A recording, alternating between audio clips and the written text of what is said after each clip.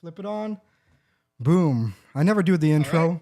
So I'm just going to say welcome to Contra Gentiles, Season 4, Episode 8. Gotta get the flavor in there, yeah. You know? Contra Gentiles. Contra Pinti Gentiles. It's a telenovela on Telemundo, you know. Yes, Channel yeah. Is it Channel 51 all over the country, or is it just in like South Florida's 51? I don't even know what channel it's here. It changes all the fucking time. It depends what service you get. But no, I don't think that's over the country. I don't know. When I was in Pennsylvania, it was different. Yeah, because I'm in South Florida. I'm on DirecTV. It's on Channel 51. It's always been. Oh, you're not even getting the fucking glasses out. That's what I'm saying. Wow. I'm going all out tonight, man. Going all out. Grant's not here. There's no one to keep in control. Yeah. I'm guessing the wife's not in the studio. No. It's boys' hour. Oh, it is. Boys' hour. This is gonna be good. This is gonna be the best bullshit hour ever. Yeah, the audio looks great. Oh, dude, I know. Fuck yeah. Yeah. I've been depending on what I'm doing, I've been following the World Cup either on Fox Sports or Telemundo. And if I have to if I'm walking around doing something, I don't understand the Spanish for shit because my Spanish is not even passing. I've been anti-Grant. Yeah. I've tried learning Argentinian family. I can't speak Spanish. It's awful. Yeah.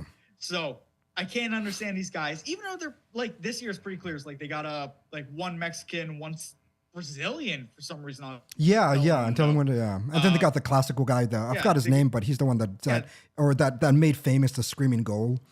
He's from Uruguay, I believe. Claudio Borges. Was that his name? I think so. Yeah. But he's the Argentinian guy. Yeah, the Argentinian guy. Yep. Yeah. Yeah. Claudio Borges is goal. Yeah. And that's what annoys me is the American and the English announcers, they want to do because they can't do that.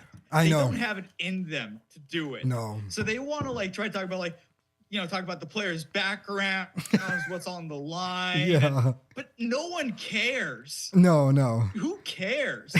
I want to hear I want to hear them butcher the names. I want to hear them yell when there's a fucking goal.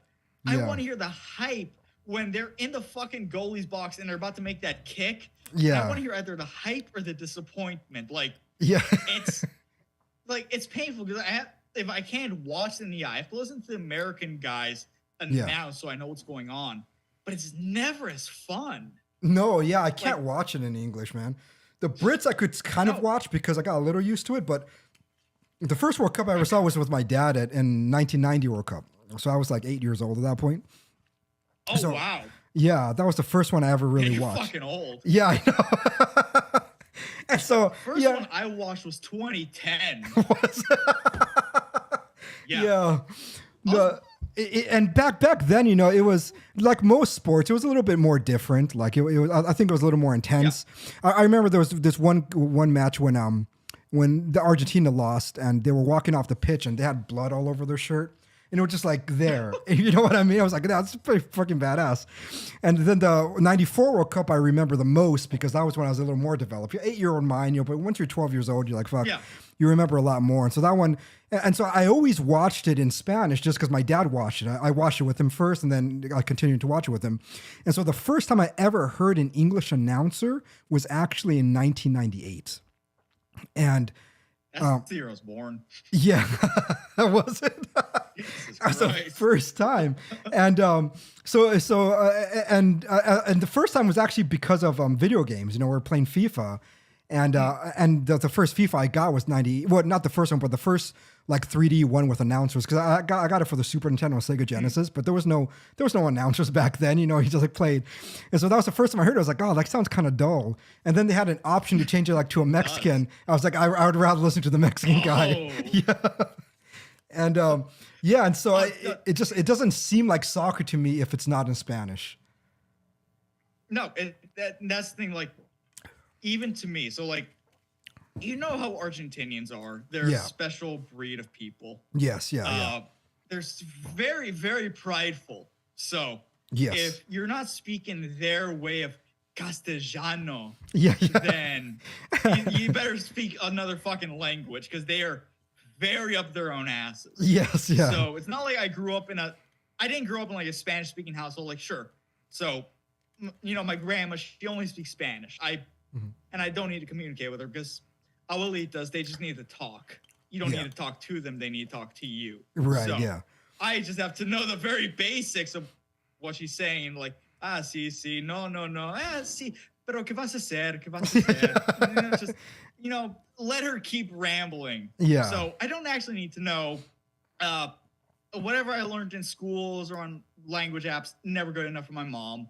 My sisters are the only ones who can actually like communicate within the family. So I didn't grow up in like a Spanish household, but even to me as well, it's like, yeah, if the soccer is not with a Spanish announcer, what am I watching this for? Yes, yeah. Because that's so much of the hype. Because if you're not playing it, right, yeah, like you've talked about it on air before. Yeah, playing it is a whole nother fucking it is. level. Oh like, yeah. Because when I went to school, we had a Mexican kid, we had a British kid, we had some French kids. So yeah, beautiful. They were all like, the Mexican kid especially. Yeah, he was the biggest fucking show off. He had all the footwork. Yeah, he did all the cool little tricks. Fucking asshole. It was always the striker. yes, yeah, that was me. I fucking. Oh man! And now that kid, he goes to like some fancy ass fucking medical school. Fuck you. Fuck you. The overachieving spick. Yeah, that definitely sounds like me. I was the asshole. I know. Oh man. And the guy's a good kid. He's a good kid, but he's Mexican. So I know it's different. Mexican Jew. Is he really? I went to Jewish school, man. You did? Like, shit. I went. Yeah, that's my fucking background. I went to a religious Jewish school. Yeah. For kindergarten to 9th grade, so 10, 11 years of my life. So do you know Hebrew better than Spanish? No. No, they tried to teach us Hebrew. Yeah. Like, this place was fucking weird, man. This place was weird. So they tried to teach us Hebrew. I did not retain fucking any of that. Oh, really? Yeah. So like when I got back into religion, so this was my journey. I had like a little bit of an experience when I was doing a prayer, and it was like overwhelming fucking guilt. Oh wow. Like just the worst sense of anxiety I've ever felt. Like probably the closest thing to hell on earth I could ever experience. It was fucking terrible. I did not want to speak to anyone for like 2 days after that. Oh yeah. And I took it upon myself because like Jews have this thing. They're like Protestants. Reading the Old Testament is like up there. You have to do it. Right. Yeah. So I took it upon myself. I got through all of the Pentateuch, and I got up to, let's see, I read through Isaiah. I read through Judges. I read through 1 and 2 Kings. I don't remember which prophet I stopped reading at, but man, I try to look at the Hebrew version, and literally about not even 10% of it stuck. It sucks. Like, I don't know. How's it in Catholic school? You guys learn like the scriptural Latin, right? Yes. Well, not all Catholics like, you do. Remember it or? And so the way that it really depends how conservative, I guess you should say, the school is, or how old fashioned it is. And so the main thing is that if you just go to a regular ordinary Catholic school, you're not really going to learn Latin or ancient Greek. I went to a very small one that was very traditional, and so I learned Latin and ancient Greek, and then we read we didn't really read the Bible in Latin or anything, but we read like Aquinas, and then we read the ancients, and then we did read some of the Bible in ancient Greek, and so I think we tried to go like to the original for the New Testament and everything. But I know a lot of kids that went to Catholic school, but they didn't learn any of that. They just, just fucked off most of the time. Yeah. I've heard some things about like Catholic school versus Catholic school. And And Yeah. I mean, the Jewish schools are the same way. Like, you have the ones where you actually learn how to be like a real religious Jew, whatever the Yeah. fuck that is. Yes, yeah. Like, whatever the fuck that is, I don't know, man. Like coming back to it and looking at it, and then looking at it through someone who wants to convert, I look back and I just don't see what the fuck they're practicing. Yes, yeah. I don't know. I often It's thought of that with very with the contemporary Jews. It's just that they're very. It seems like they're more close to the way Mohammedans exist, where they're almost it's almost like a very strange, heretical, anti-Christian denomination of Christianity, because they don't have the temple, they're not doing Holocaust lamb sacrifices anymore, right? They're not doing any of this stuff. They did mix with the Khazarian people, and they kind of started a new movement of Judaism, because at that point they were pretty much dead. And then when they were competing against the Mohammedans and then the Byzantine church, they were kind of physically they were centered in between those two, and they fought off the Mohammedans really well, and so they allied with the Byzantines, but they didn't want to convert to Christianity, and so they adopted a lot of the nomadic tribes of Jewish people, and they adopted the religion, kind of made it to what it is now, without the sacrifices, without any of that. And so it's a very strange heretical Christian sect now. That I think people just don't really think of it that way. They think they when you say Jew, they think of Jesus and the apostles, or like Moses and Abraham. It's like, but technically these aren't the same people anymore. Yeah. No, it's really not. And like when you look at it historically, like Jews had the contemporary Jew had a very easy time in the North African Muslim empires. Yes, yeah. They had a very, very easy time because Maimonides, who is still regarded as one of the top Jews and really just Platonist. So, yes, yeah. What can you say about that? Well, what years did he exist? Was it around the same time as Aquinas, or? Yes. If I remember correctly, it's probably, I think, post Aquinas, in fact. Oh, okay. Let's see. Because I think he was 13 or 1400s. Oh, no. So born 4th of April, 1138, and died in 1204. So yeah, it's around the same time. Yeah. Contemporary. Yeah. Yeah. Sort of contemporary. And he had some troubles with the European Jewish community because he published a guide for the perplexed, which was applying Platonic ideals to Judaism. And I think the European Jews accused him of being an atheist. Mistake, like they didn't just burn you for being a Jew. What was it? Like you converted, but kept practicing in secret. So you pretty much violated like your own oath. Yeah, yeah. Yeah, no, yeah, I get what you mean. Yeah. No, yeah, I think the whole like I don't know, like that entire history, for some reason, I think many teachers just don't really teach it. I think that's the part that I find kind of weird too. Like you just have to learn on your own and read on your own, all that shit. But yeah, I just know, I think a lot of the parts of history that I learned of that was just from me researching my own self. Sorry, I'm having a little bit of technical issues here. No problem. But you could keep going. No, they really don't teach that. Like, it's funny going to Jewish school. The story of Columbus gets intermingled with the Jews being exiled out of Spain. Oh, dude, yes, yeah. But yeah, it did overlap. And I guess he did write some things in his journal about it, but is this really what we're gonna focus on? Like Columbus sails to the fucking new world and your concern is the Jews? Yeah. Yeah. It's always insane to me. Like, I don't know. I'm also coming off family dinner with a Jewish family, so it always rings in my head when this happens. Because, take for example, my sister is obsessed with Kanye right now for the opposite reasons. It's why he is convinced that a Holocaust is coming to America, and I don't know. I Yeah. don't see that. I just don't see it coming. Like, really, like, oh wow, blacks are not fans of Jews? Tell me something I didn't know. And who is this? You said your sister? Yeah, my sister. Oh, okay.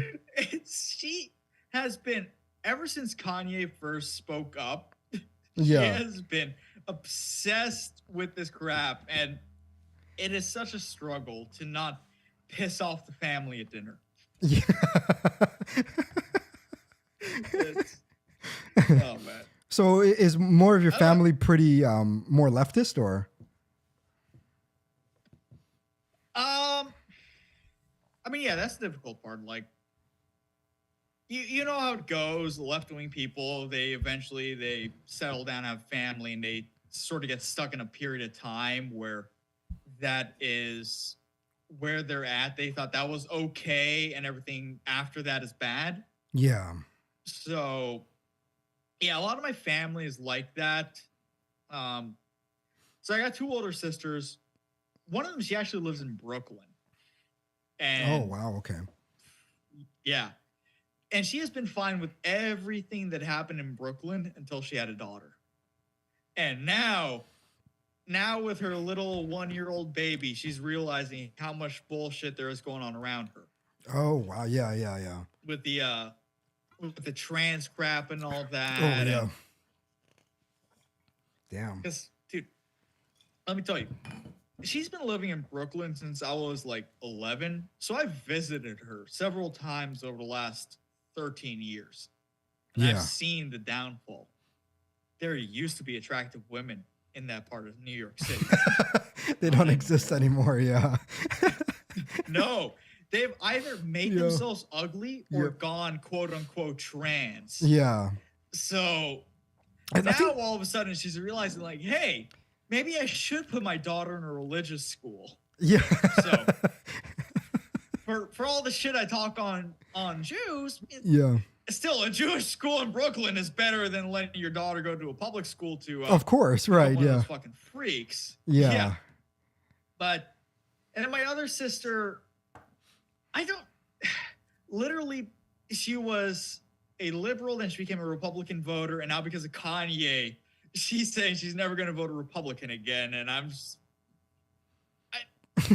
don't know, like, oh wow, Donald Trump had Kanye and Nick Fuentes in his house. Oh, boo-hoo. What? Mhm. What do I care? What the fuck? Like again, find me the lie in what Kanye has said so far. I know. Yeah, I was And shocked I'm not. when I watched that interview recently with Alex Jones. First, I didn't know that was him. I was like, "Who the fuck is that crazy guy with a mask?" I know the fucking math. Yeah, yeah. But I actually listened to it. I was like, "Wow, he just makes sense." He's kind of wacky and he's eccentric and his delivery is really weird. But but he just says things that kind of are rational and he just I don't know. It was pretty interesting. I thought that listening to him speak. Yeah, he's a weird fucker. He is. I mean, the guy's halfway through a fucking mental breakdown. Yes, yeah. His Or wife pretending to be. left him. Mhm. His fucking wife left him. He convinced her not to get an abortion. So, I mean, Yeah. fucking good on him. Yes, yeah. He takes that shit so seriously. He wears it around his neck, the sonogram. So, Yeah. like, okay. He had a fucking personal trainer that apparently does personal training for like all of Hollywood, and it's been Yes. behind every freak that either killed himself or went tranny. So it's like, yeah, this dude is fucking Manchurian candidate to the fucking nth degree. Yes, yeah. Yeah, of course he's fucking like he's always been a little eccentric. I mean, Yeah, I George think Bush he always does has not been. care about black people. Yeah. Yeah, That was ridiculous. but when he's but- onto something, Mhm. of course it was. Like, look at fucking George Bush now. You gonna tell me that guy doesn't care about black people? He was so like, milquetoast. But I don't know. think people understand. George Bush was like one of the immigration presidents. He was, yes, yeah. Like- Him and Bill Yeah. Clinton. He was part of like Yeah. they're part of the like neocon regime of like, oh yeah, no, we need to bring in like unskilled Guatemalan and Hondurans to fucking I don't know, I guess do construction because half my crew is like Honduran. I don't like. I don't know. I've had to put a tier list. Central Americans are really low on the Hispanic tier list. Every South American is higher. Yes, yeah. They're just the highest ones in South America. Yeah. It is. Like, again, look at the World Cup. Yeah. Aside from Brazil, the South American teams have teams along with like the Eastern Europeans. Yeah. And you look at like France, Kylian Mbappe is the only black Christian on the French team. Is he really? I actually didn't know that. I don't know if he's the only one, but yeah, the majority of black European players are Muslim or Mohammedan. Right. Like, yeah, you're right. They're not Christian. Yeah. It's fucking insane. So you look at like,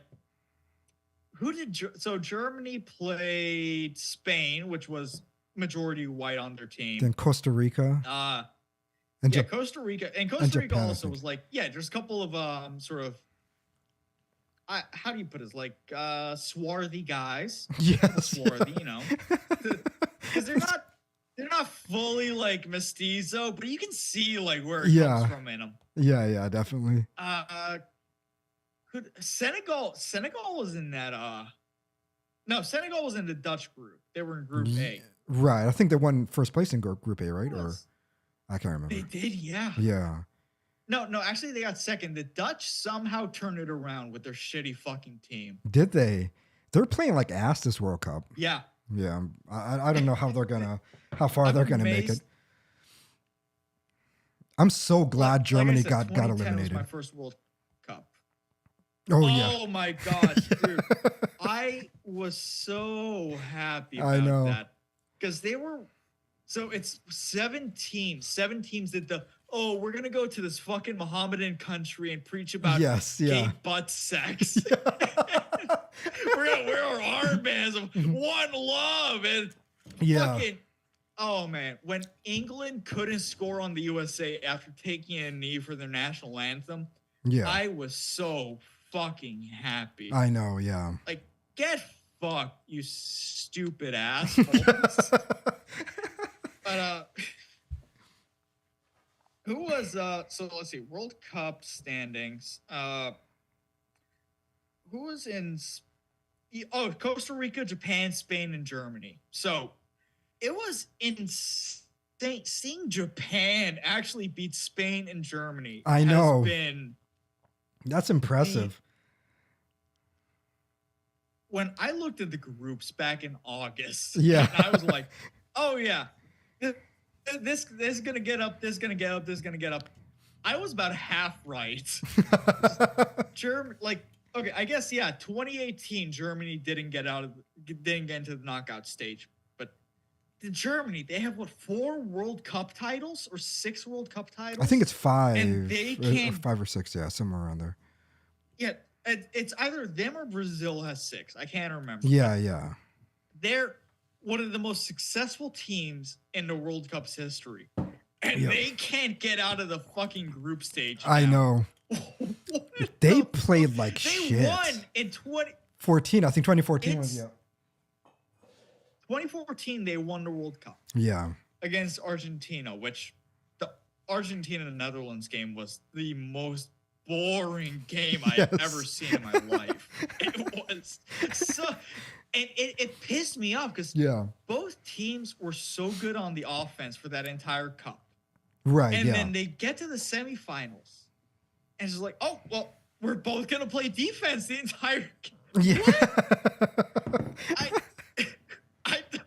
don't get it. Like, okay, the Dutch team, you guys fucking suck. Yeah. Like, you've never won a World Cup. You have, like, 1 Euro Cup under your belt. Right, I know, You lost to Argentina in 78. Yeah. Like, I was talking about this with my dad tonight. He told me about Johan Krupp, who played in the 70s. And I got to see a photo of him. The 70s haircuts are the worst fucking thing. Because there's a photo of him and Maradona in the field, and Maradona had the goofiest fucking haircut, man. It was like a bowl cut, but with a mullet. Yeah. He looked like Wednesday Addams. Yeah. It was amazing. Oh, but you know what was fucking amazing was seeing in the Argentina-Poland game, some Argentinian fan in the stands had a drum with a painting of Maradona and Messi on it. Did he? I didn't see that. Had his arm. Yeah, it was a painting of Messi with his arm around Maradona's shoulder, and it was the most Argentinian thing I've ever seen in my fucking life. And all it needed was Pope Francis. That would be pretty damn awesome. Fucking cool. Oh man, but I know. So I know you said that Ronaldo is a better player than Messi. I think he is. I think. You think he is? I think he's a better. Yeah, I definitely think he's a better player. When you kind of see Messi outside of Barcelona, he doesn't do anything. You see him in Paris right now; he's not doing anything there. Every time he played with Argentina, even when Argentina made it to the final of 2014, Messi didn't really do much in that World Cup. Messi is not a definer of the team. He's a great finisher. He's the kind of player that you want on your team if your team was good, right? So if you had a great midfield who could set up plays, that could create the situation for him to score, he's phenomenal in that. I don't take that away from him, but he is nowhere in the same league of, I think, of great historical players. Someone like Maradona was a phenomenon. He made a team. Was it Napoli or Lazio? I can't remember which team he played in Italy, but they were on the verge of relegation, and he chose to be on a shitty team after he played for Barcelona, and then he got kicked out because of that huge fight that he had there, and then he chose to be on a shitty team to make them win, and the difference between like Messi and Maradona is that Maradona can make a shitty team good. Napoli, yeah. And that's what I think many times is what defines is that if you take out the player and the team still wins, that player really isn't significant. But if you take out the player and the team loses constantly, you're like, okay, this person makes a difference on the team. I remember, I think it was 2010, Messi got injured for half of the season for Barcelona, and Barcelona still won the championship without Messi.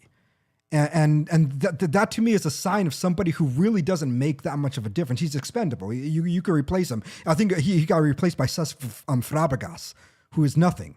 He's nobody.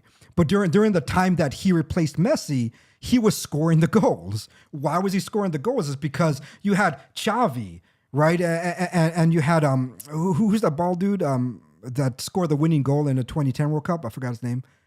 Anyways, the other Barcelona Spaniard player, and then you had great defense midfields like Xabi Alonso, and then you had Puyol. You just had a phenomenal team, and this team, I think, is what made the difference for Barcelona to win. Messi really wasn't a signature player, and so whenever he gets out of Barcelona, he doesn't do anything. As opposed to, and I don't even think Ronaldo is great either. I don't think Ronaldo is a great player in history. I think really? I think he's good. Again, he's a good scorer. He's a great header. He's fast. Well, he was fast. He's kind of old now. And so yeah, he's 35. Yes, yeah. I mean, you could tell him on a pitch. He shares a birthday with my dad actually, but does he? Yeah, by a difference of 15 years. Yeah, same birthday as my dad. Yeah. Oh, nice. Yeah. 17 years actually, because Messi is like a month older than my sister and my oldest sister, and Ronaldo is like 8 months older than my oldest sister. That's amazing. Yeah. They're both 35. Yeah. Yeah. But in a soccer world, I mean, shit, 35 years old, you're pretty ancient. You can't keep up. He can't keep up with Kylian Mbappe. This is where you see the difference. Then you see Mbappe. France does not put him in their last game and they lose. They put him in like in a 67th or 70th minute. God. And that game pissed me off so much because Tunisia and Antoine Griezmann had such a good goal in the last 20 seconds. And then that offsides bullshit. I know. Completely irrelevant. It's to retarded. The fucking goal he scored. Yeah. So you're going to take that off? Like I hate the way they're doing had it. That fucking. Yes. Oh, wow. So on the other side of the field, a player was offsides. Yes. Fuck yourself. It was Griezmann retarded. had that fucking goal. Yep. It sailed right in the last 20 seconds. Yeah. And Mbappe has been like fucking explosive. And then you look at the Argentinian team this year. Was it McAllister or Fernandez scored 2 goals so far? It was one of the two. I think it was Enzo Fernandez. I think it was Fernandez. Yeah, McAllister scored that one. It was a great goal, the one that he scored, but he scored one. Yeah. Oh yeah. I think McAllister had the assist on Messi's goal in Argentina. Who did they play? It was Poland, Saudi Arabia, and Mexico. Yeah. McAllister had the assist on the Messi goal, and then he had his goal in the Poland game. Fernandez had 2 goals. Messi had 1 goal. So I think that one of the things that always annoyed me about the Spanish team since 2014 is that they put so much pressure on Messi and don't play like a team. Yes, yeah. They were very ego driven and okay, if Messi's going to fuck this up, Messi's going to fuck this up. They're not going to come to his aid. So teams learned very early on like, hey, swarm Messi. Yes, swarm Messi. Get everything on him and you're going to win. Yeah. So that's what happened. But now, fucking McAllister and Fernandez are younger than me. They're 21 and 23. Yeah. It's always the insane thing. I look at the Dutch team. Frankie de Jong is a couple of months older than me. These guys are fucking young. Yeah. And they give me, not Frankie de Jong. He doesn't actually give me any hope because he has not been doing well this year. Yeah. But McAllister and Fernandez and all that, they give me some hope because, I would agree with you. I think, a friend brought this up to me. Messi's heart is with Barcelona. Yeah. It's not with the Argentinian national team. It's not with Paris Saint-Germain. And if he gets this contract with Inter Miami, it's not going to be with Inter Miami. Yes, yeah. His heart is with Barcelona. He's been playing with Barcelona since 2003. Yep. So he spent a giant chunk of his life with Barcelona. That's where his heart is. Yeah. And Barcelona and Real Madrid are just such rich teams. They can always afford the best players. Yes. So even without Messi, Barcelona will score. No doubt. But at the same time, I still think Messi does deserve his place in the Hall of Fame just because, Barcelona can win without him because it is just made up of the best players around the world. Yes, yeah. But he spent so many years there, scoring so many goals, winning so many games for Barcelona. Yeah. That he does deserve that status. But his heart's just not in any other team besides that. So everything else he does, I think I would agree that a lot of it is where I guess his head and his heart really is in a game, but also simultaneously, I do think he does care about Argentina because he had a chance to play for Spain. Of course he does. Yeah. He did have a chance to play for Spain, and I understand the criticism that Argentina put too much emphasis on Messi. But that's why I don't think he's great, because a great player would be like, and so I'm going to live up to that standard. People put all the weight on Maradona, and he won the World Cup. He put all the weight in any team he played, and he would win. They did even the same for the original Ronaldo, R9 from Brazil. I mean, the pressure was always on him. He got injured. People blamed him. If they lose, they blamed him. It doesn't matter, but he still won. And that's the difference. Is that, yes, people are going to swarm you when you're the best. It's just the way that it is. And the way that you show that you are the best of the best is that you could take that aggressive swarming of all the defenders trying to tackle you and you still fucking win. And the fact that he didn't, Yeah. to me is okay. Then I it's hard for me then to place him in the same league as Ronaldo. Even players that I don't like that much, like Zinedine Zidane, I would say still, he's in the end of the day, I would say yeah, but does Messi have like the natural raw talent to have been the greatest of all time? Most likely he did. I think playing for Barcelona crippled him.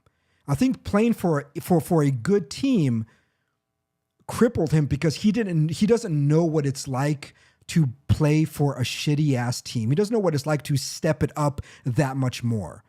And the fact that he can't step it up every time he just chokes, it's hard for me to put him on the same league as some of these other players I think in history that I think really earns a title of being a phenomenon, or earns a title of being the GOAT, as people call them now. And it's and I don't think he's reached it. I think Mbappe already has. That's the point. That's the God. yeah. I think Mbappe is better than Messi was in Messi's prime.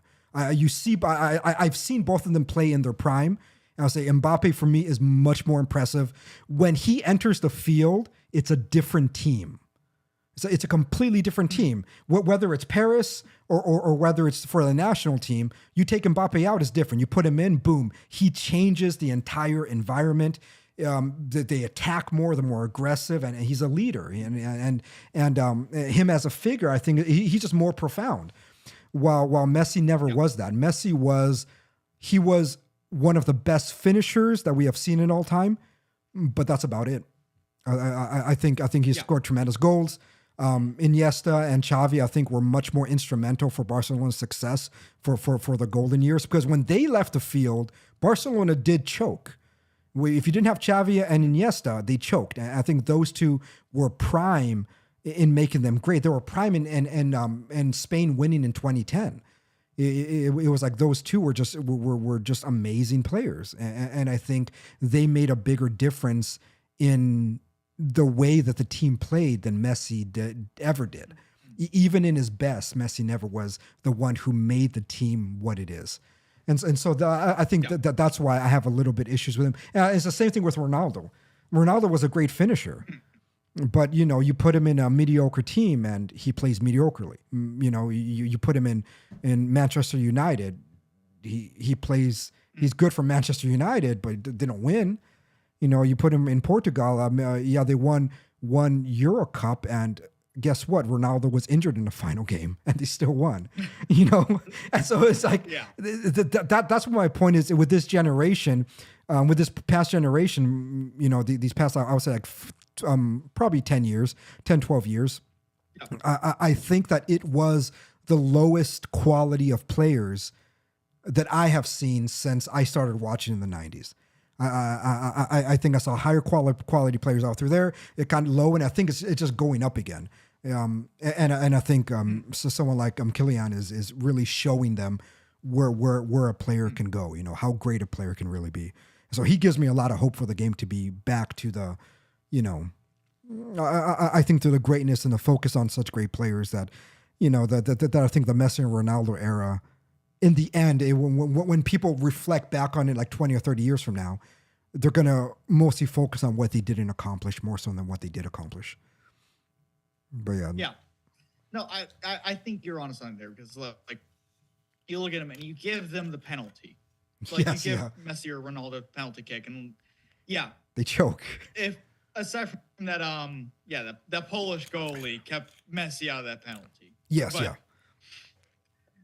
for the most part, like it's an intimidating thing. You get Messi or Ronaldo, because Portugal's first goal was Ronaldo on a penalty this year. Yep. Yeah. And I missed the Argentina-Saudi game, but I probably would bet that Messi got it on a penalty. Like that's that's how it goes. Yes, That's how it goes. So, but it's like you focus on these individual players, and it's not how they're playing with the team, because like you said, you have to be, because these guys, they're assigned they're the captains of these national teams. Yep. Yeah.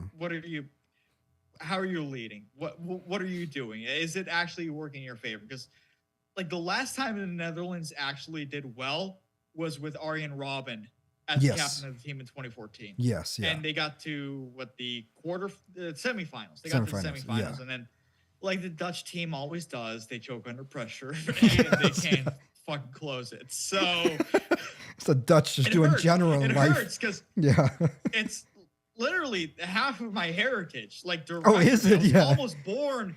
Yeah, I was almost born in the fucking Netherlands by about a margin of 4 months. Yeah. So it's like they always have to be. In 2010, I was literally for all the summer wearing a Dutch jersey. So yeah, it hurts to see them choke the way they do. Yeah. But the last time they actually did well was with Arjen Robben as the captain. Yes, yeah. And now 2018, they didn't even qualify. 2022, they're doing okay. Not great. Yeah, yeah. Okay. Yes. They have no star players. Yeah, their coach is good. Was Louis Van something. Yeah. Van Garn or something. He's doing okay. The guy literally has fucking cancer. Does he really? He has cancer and he's yes. I learned about this the other day. He has fucking cancer and he's coaching. That's wow. Are they gonna make it out of the knockout? Well, yeah, they get paired up against the USA. Like, okay, Christian Pulisic got a fucking pelvis injury blocking a goal. I know, right? Yes, yeah. It's like, okay, guys, you could hold out against England, but when it comes to the knockout stage, are you actually going to go anywhere? Because I was impressed by the American footwork. Yes, yeah. Because they had all the fancy tricks. I don't think England was expecting it. Yeah. But okay, everyone's seen you now. You've played 3 games. Mm-hmm. You're going against the Netherlands.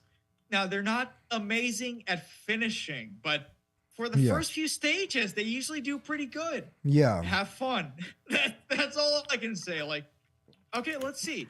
You know, Orange and Frankie de Jong and all that. You have fun with it. That's all I'll say. So is the U.S. playing? Injured. The U.S. is playing the Netherlands? Yes. Oh, wow. I think that's going on like tomorrow on Saturday or today. Oh shit! I gotta watch that. That might be the 10 a.m. game. So, wow. And Pulisic is not playing. I mean, he's the best player on the U.S. team. He's playing. Oh, is he? Okay. Yeah, he is. He is playing. He got cleared from his injury, but it was. I thought he busted a nut. So a lot. I don't know about busting a nut, but yeah, he definitely fucked something up on the field. But I am impressed because a lot of Americans complain about, oh, everybody flops and like, oh, they pretend they have the worst injury in the world and so it's plushy shit. And I really do think that's just from the last 10 years. Yeah, I don't hear about that like 90s, 80s, 70s, 60s yeah, soccer. it didn't exist. It's not in there. Yeah. No, it's like, that's literally the Ronaldo Messi generation. It is, these fucking divas. Yes. And then Luis Suarez fucking biting people. Yes, yeah. No, that's what I mean. For me, it's one of the most embarrassing generations. Yeah, I think the one who kept flopping all the time was fucking Neymar.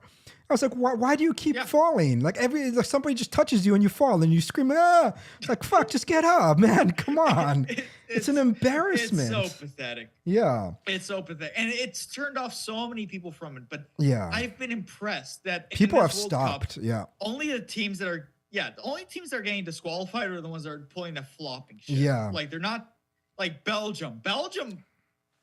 What the fuck was it with the fucking face mask? Played like ass. Like, oh, good fucking riddance. I know. Like Belgium, good riddance. Germany, good fucking riddance. Yes, yeah. Denmark, fucking good riddance. Yeah, get the fuck out of here, Denmark. Face masks.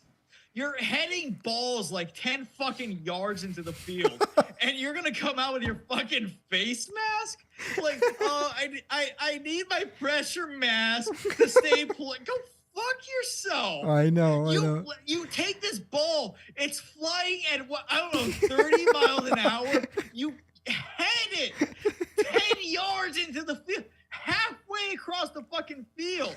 But no, you flopped So you need this fucking face mask on you, like you're going to fucking sleep. You're going to the fucking spa. You need your charcoal ridiculous. mask. God. Yeah. I hate it's up there with the guys that overkick it in the goalie box and it flies 5 feet over the goal. Yes, and they're looking at the camera like, what? No, you're under pressure. There are 5 dudes swarming you.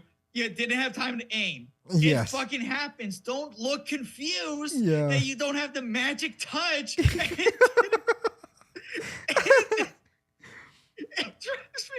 Like, I lose my shit every time they look at the camera like, oh, what? No,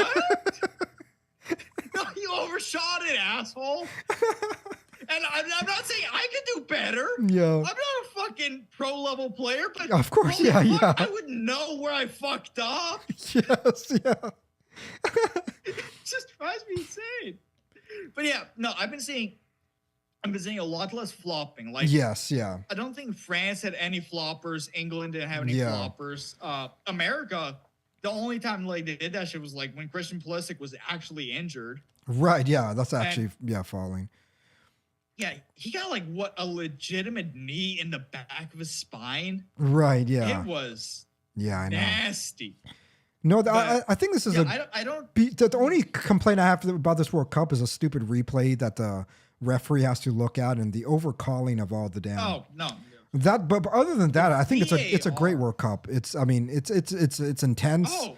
A lot of goals. It's beautiful, and so overall, I'm pretty happy with it. The teams that you don't expect I know coming through. Like, oh yeah, it is. Was it Cameroon beat Brazil today? Yes, yeah. Brazil put all of their B players on there, but still, that's I know that's what everyone's going like. Oh, it was the reserve players. Yeah, well, but still they but lost. For Brazil, I expect the reserve players to still beat everyone in the fucking world. Like, I know. Brazil. Yes, yeah. Do we need a fucking replay of 2014 Germany? No, that was painful. That was painful to watch. That was literally only upstaged by, and I tuned out in the last 10 minutes of the Spain-Costa Rica game. I was like, oh, they're up 5-0. What else could fucking happen? Yeah. 2 goals? What? Yeah. Like, okay, I know Costa Rica's not shit, but when it comes to Latin and South America, I expect better. Yes, Come on. 7-0? Yeah, I know, yeah. Against people with only 1 World Cup title? Really? Okay, Germany, Brazil, and I actually got this wrong for several years. I thought a Brazilian player was injured by Luis Suarez from the biting, but no, that was earlier in the Cup. That was earlier. Brazil had no reason to lose 7-0. They did lose 2 players. None. No, they lost 2 players against Colombia. They lost what's his name? Their main defender, who is actually a good defender. I can't remember his name right now. But anyways, I'll have to look it up. But they lost him, and then they also lost Neymar with a spine. The Colombian player broke his spine. He needed him pretty bad. Oh, broke his. Yeah. He had a hair-like fracture on his spine. I knew. Oh, okay. So I knew it was something with the Colombia-Brazil game. Yeah. But I mistook who Suarez was for. So. Oh, it got yeah. mixed up in my head. So yeah. Because Suarez did bite someone in 2014. He did, yes. Fucking insane motherfucker. I am. So because he's like 37. I'm surprised now at the end of his career he didn't just bite someone in the fucking latest cup. He played so bad. I mean, I don't understand why they continue to play after like 33. It's just like you just take a bow. You had a good life, you know? It's like you just run slowly. It's just a pride thing. Like Thiago Silva.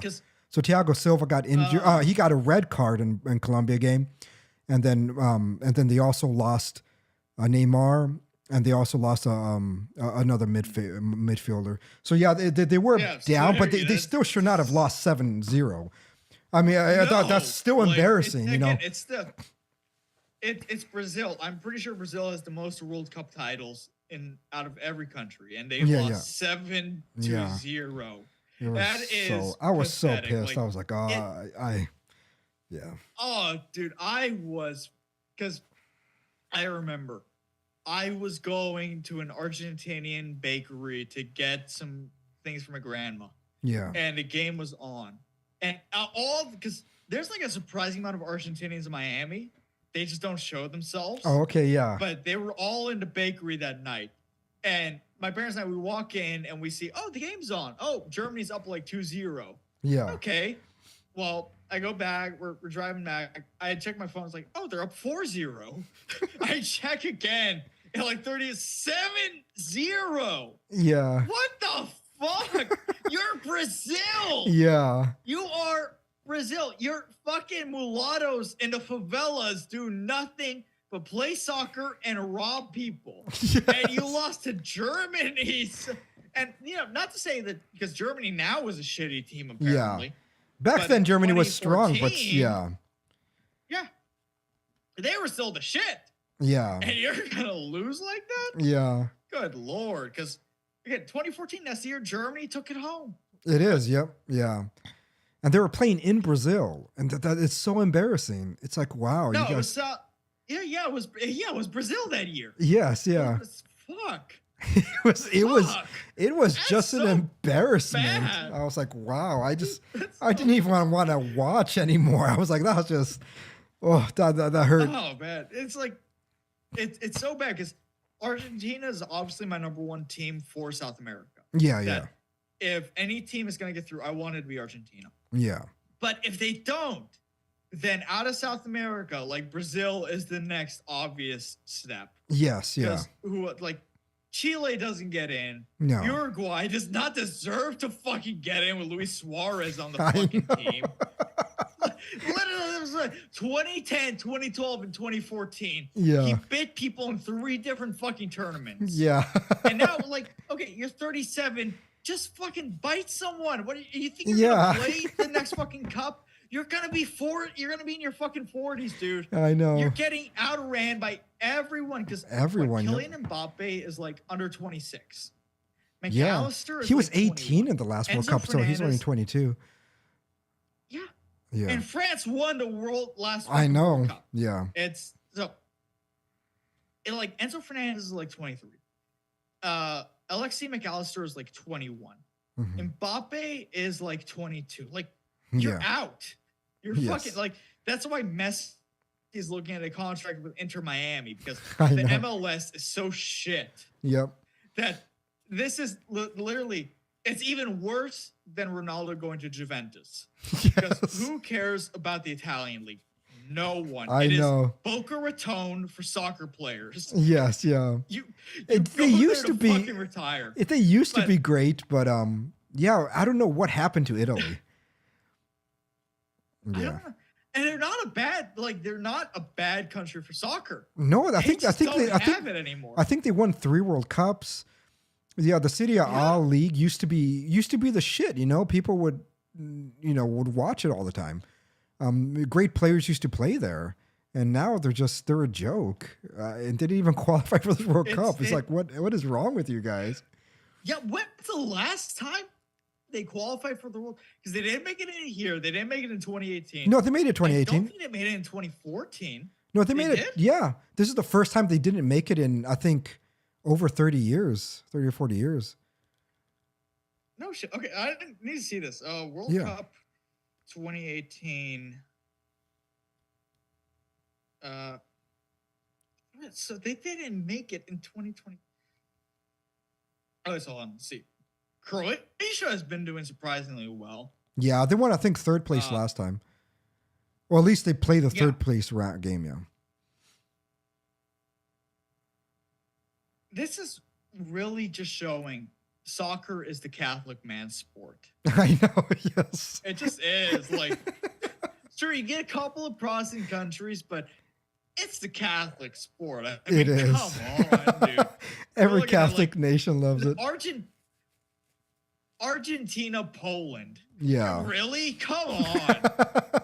Even the Serbs, like, who are fucking Orthodox, they were signing the cross on themselves for going onto the field. Yeah, One of the Polish players getting back onto the field. So going back to Messi, I don't like NFT bullshit. And on his Instagram, he's been promoting like this weird Ethereum shit. But oh, really? I didn't know that. One of these things is a 3D.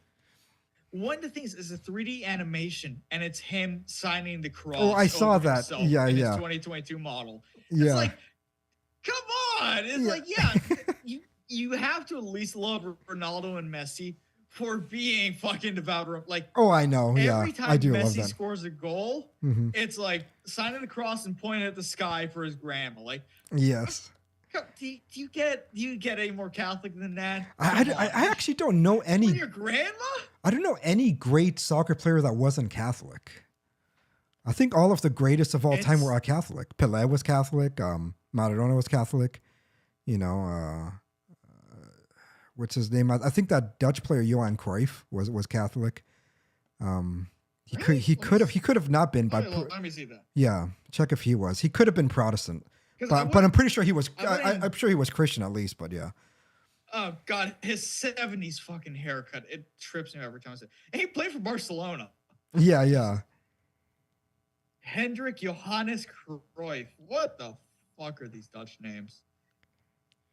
I know a lot of them were Calvinists, and so they could have got rid of all the Catholics. But I know there's some Catholics still left over there. He was born in Amsterdam. They don't say what religion he was.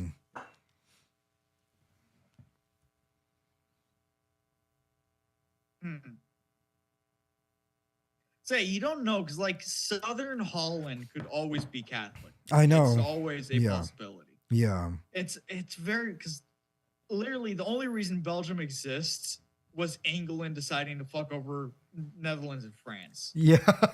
And now we're getting a reunification. The Belgian league and the Dutch league are joining together. Are they? I didn't know that. That's awesome. Yeah, I learned about it recently. It's that because in reality, Belgian league has like one team winning over and over. Yeah, yeah. I don't even know the fucking name.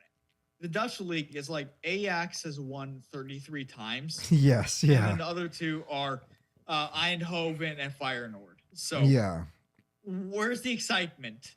Yeah, teaming up is good. This up to like at least 5 teams. Yeah. If at least 5 teams are winning this, like, okay, this is competition.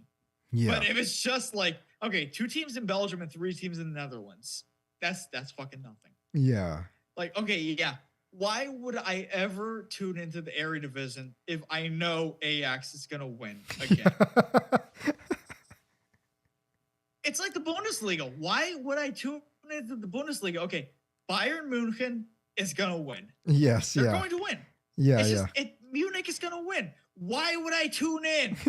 What good? Like, at least like La Liga. I know. Okay, it's gonna come down to Barcelona and Real Madrid. Yeah, but at least these 2 are actually competing. Right. Yeah. There's at least that competition. No, I get what you mean. Or the Premier League. Like, okay, the English Premier League. Yeah. I don't know who the fuck's gonna win. I don't know who half these teams are. Yeah, I know. Sure, me either. This year might be fucking Tottenham. It might be fucking Chelsea. It might be Liverpool. I don't fucking know. Yeah. They all got a fucking chance. I think that's why so many people love the British League. I think they're just more, I guess, more unpredictable. Yeah. No, that's the only reason. Like, because it literally, because like La Liga is going to come down to Barcelona versus Real Madrid. Yeah, it's just how it goes. And the French league is going to be Paris Saint-Germain. So yes, yeah. What are the chances? Like Lyon's going to take it? Nothing. Yeah. Germany. Like, could you even name a different club besides Bayern Munich? I can't. Yeah, I can't either. Yeah. It's like, yeah, I know Berlin has a club. I don't know what's their fucking name.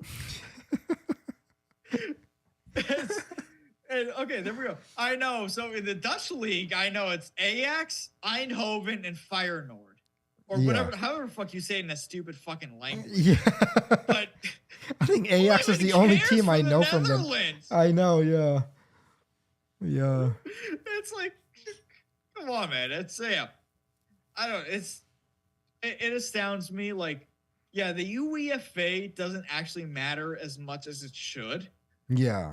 Because everything's a league within it, but what does it actually come down to for championships? Nothing. Like, okay, you get the Euro Cup. That's not that's the Euro Cup. That's not a UEFA. Right. Yeah. Yeah. And even then, the Dutch only won like 2 Euro Cups. Fucking losers. Yeah. Yeah. Fuck. It's so embarrassing, man. It is so fucking embarrassing. Yeah. I'm lucky. I got like Euro mud heritage. So Yeah. my dad's whole family is Dutch. On my mom's side, she was born in Argentina, but then her mom's German. Her dad was French. So wow, yeah, I get to pick. You know, yeah. You just choose. you just all over. So I don't have to stick with one team. Yeah. But even then, it's like, okay, what happens? Like, okay, when Kylian Mbappe is too old, and France sucks again, what do I do? Because Netherlands is not going to take it. Germany's obviously putting themselves in a fucking drought. Because they'd rather be fucking woke than play soccer. Oh, yeah. We support the gay butt sex. We do not care about scoring the goals. It is all about, you are in Qatar? Well, there's no homosexuality allowed. Like, think about this. The Germans are putting butt sex over drinking beer in Qatar. Yes. It's so pathetic. Like, the Qataris basically kidnapped Bengalis and Nigerians to build this stadium. They took away their work visas and didn't let them leave the country. They died building these stadiums, and we care about the gay butt sex? Oh no, you can't do sodomy in Qatar. Oh no, the horror. I can't. I'm Cristiano Ronaldo. I can't grab people's asses in Qatar. What the fuck is this? What is going on? Yeah. It's insane to me because it was what? So it was England, Netherlands, Belgium, Switzerland, Denmark, and like 2 other teams were like, oh, we're going to do the One Love armband. It's so But then retarded. they didn't, because this is how weak this shit is. Yeah. How quickly this will eventually die in the West when shit hits the fan. Yeah. Of like, they couldn't even stick with it when FIFA told them, oh, you're going to be disqualified if you do this. Yeah. Yeah, if this really meant shit to you, you would have gone disqualified. But yes, no, you're just virtue signaling asshats because half your team are black Muslims anyway in most of these fucking teams that don't believe in sodomy. Yeah. So, what the fuck are you actually doing? Like, oh my God. No, England taking the knee and Germany like doing that thing on their Twitter, like they were all hunched over, putting their it was hands so their gay. mouth, like, yeah. oh, we're being silent and supporting the gay butt sex. Fuck, dude, you're a soccer team. Yeah. Like, now I know because I don't care about NFL, but now I know how people were like when Colin Kaepernick was like, me I'm too. gonna Yeah. take a knee for the fucking national anthem. Like, really, dude? Every other, like, you see it, and every other team is like crying in their national anthem. I know. They're there with yes. the flags, they're feeling it. They're like, oh yes, yes, I'm here to represent my country.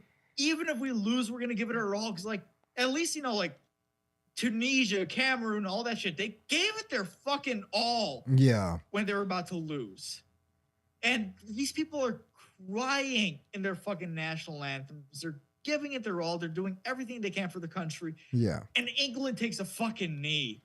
Go fuck yourselves. And then Grant is in that stupid fucking country for the last week doing I don't know what putting on a fucking medieval helmet. What the fuck? You know, you run this Catholic podcast where you laud Catholic Europe and you shit on these schismatics and these heretics. And then where does he go? Where does he go? To the most retarded fucking country on earth. I mean, but King Henry fucking got his last rites as a Catholic? He's on his deathbed. He wants a Catholic priest in his country after everything he fucking did. He wants a Catholic priest at his deathbed so he gets into heaven because, it turns out he was actually a devout Catholic his whole life. He just wanted to divorce his wives that he was gonna fucking kill anyway. I know, it was horrible. Fucking kill him. Oh man. What was the point of the divorce if they lost their heads? And then Grant goes there to this shitty little island that's nothing but rain and bad teeth and inbred fucking people. And the fucking migrants. Don't forget the fucking migrants. Yeah, you gotta yeah. get your fucking Pakis and Nigerians in there to do your fucking roadman shit with their fucking North Face jackets. Only surprised if he gets mugged in fucking Manchester. Fuck it. Oi, mate. Fuck it. Go fuck yourself. You don't speak English, you fucking assholes. It's not English anymore. You lost the right to the fucking language. You don't fucking speak English. You fucking water. You water. What? Fuck yourselves. I had a friend like the British friends from Liverpool, and my God, how he made fun of his he was oh man. God, fuck that country. Fuck that fucking country. Fuck King Henry. Yes, yeah. Fuck the British. Fuck all my British friends. They're like, what a stupid culture. That's all I gotta say about it. Like, you know, the Italians, they understand life. Yeah. They wake up late for work. They take a long lunch. They don't actually do anything. Their government collapses every 6 months. Mm-hmm. They understand. You know, they understand what's good in life. Like Giorgia Meloni, now that's a politician. Yeah, yeah. That's a fucking politician. Yes, yeah. It's like, Jesus, man. It really took, because it's not like Mussolini was a fucking Catholic. The guy Right, I know. fucking hated Catholicism. Yeah. Somehow, Giorgia Meloni, the Mussolini respecter, is one of the best Catholic politicians in Europe. Yes, yeah. What was that recently? She did some inauguration speech on the fucking anniversary of the fascist party taking over Italy, and it was. Oh, really? I didn't know that. Yeah, yeah. Yeah, she did a wink and a nod to Mussolini in her inauguration speech. I was like, oh yeah, oh well, you want to call Meloni a fascist? Who fucking who? What's going on in the rest of Europe, man? Yeah, I know. Yeah. No, she's awesome. Netherlands. Yeah. She is. Yeah. She's great. I mean, she's a chain smoker. Yeah. She's an unapologetic fascist. She says what's on her fucking mind. Oh yeah, I know. I don't like women politicians. I don't either, but she's an exception. My God. Yeah, you make exceptions when somebody is Marie great. Le Pen? Yeah. Yeah, Marie Le Pen can go to hell. Yes, yeah. I don't give a shit about Marie Le Pen. I don't either, yeah. But Meloni? Yeah. Oh man. Le Pen is not her father. She is not her father. Yes, yeah. Her father actually did something. The weirdest thing about French politics was that a Moroccan Jew was the most traditionalist politician in the last election. Yeah. Because Eric Zemmour is the most definitionally based French politician there is. Yeah. Because he's the only one who's actually willing to talk about like, hey, isn't it fucked up that we have all these Algerians in our country?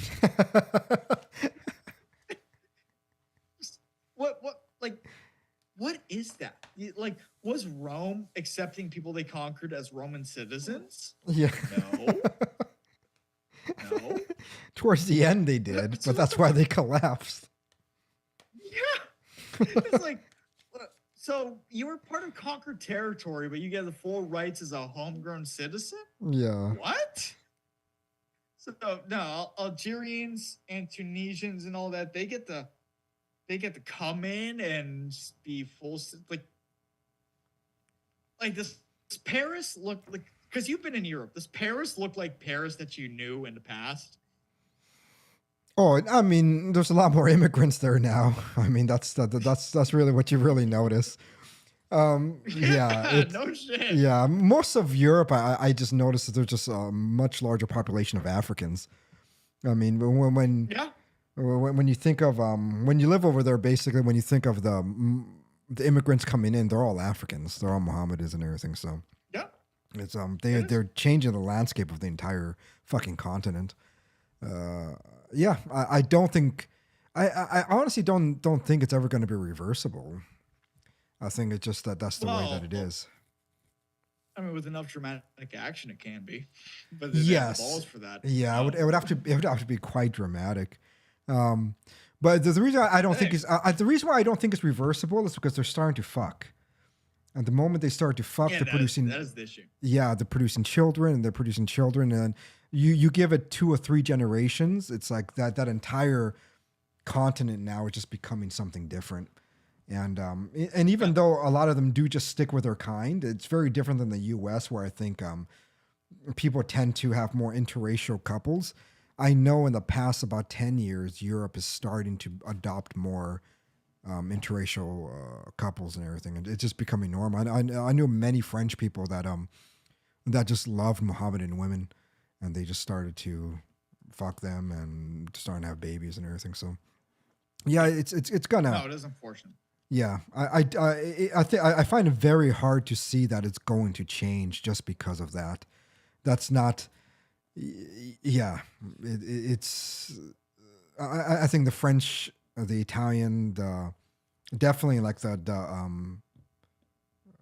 Dutch and the Belgians and everything. I think the kinds of people that existed before, it's just not going to be anymore. The whites, just like the American whites, are not producing children. It's only the Mohammedans are producing children, and then it's the one who have marriage couples that are producing children, and so it's the entire landscape. You give it like another 50 years, it's going to be dramatically different. Oh yeah. Oh my God! Like my dad left in '96 officially. Then, even then, like in '96, it was not what it is today in Netherlands. Yeah. And the worst part is that very few people there see an issue. Like, at least in France, it's a like north-south distinction, because the south of France are the ones that like they were lining up along the coast and not letting migrants in during the Syrian migrant crisis. So, there's some hope for them, but Sweden. I had to do a project for this. I got my bachelor's in economics. Yeah. So of course, economics only cares about what can the migrants produce for you? What fucking janitor jobs can they take up? And that's okay. So I had to do a project, and Sweden took in the most per capita. Right. Like a tenth of their population became fucking North African and Middle Eastern migrants. Yeah. Migrants, not either refugee or migrant. Notice the language. It's never moving from like Gothenburg to Oslo. That's a migrant. Right. Yes, I didn't think that's moving from Damascus to fucking Oslo. I didn't know that's a migrant, but okay. Yeah. They took in like 1/10 of their population in Africans and Middle Eastern immigrants. And Germany took in like 2 million over a 4-year period. Yes, yeah. these are insane numbers. I know. Yeah. And it's like, yeah, I know, like, yeah, there's a lot of things where Mohammedans are closer to Protestants in truth, but at the same time, like, I don't want them in European countries, man. Yes, I know. Because they are fucking backwards people. Yes. And it's just so profoundly different. And I think it's just sad to lose. But it's like they did it to themselves. It was like the Europeans, the Europeans started to lose their tradition. I mean, it was Christian, it was Christendom. They were Catholic. They had strong beliefs in reality embedded within, I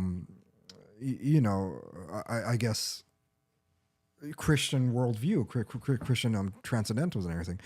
And so it's like the moment they started to get rid of all of that in the 18 and 1900s, it's like then that's when you saw the opening of something that's going to replace it. I think they thought that they're just going to be. Oh yeah.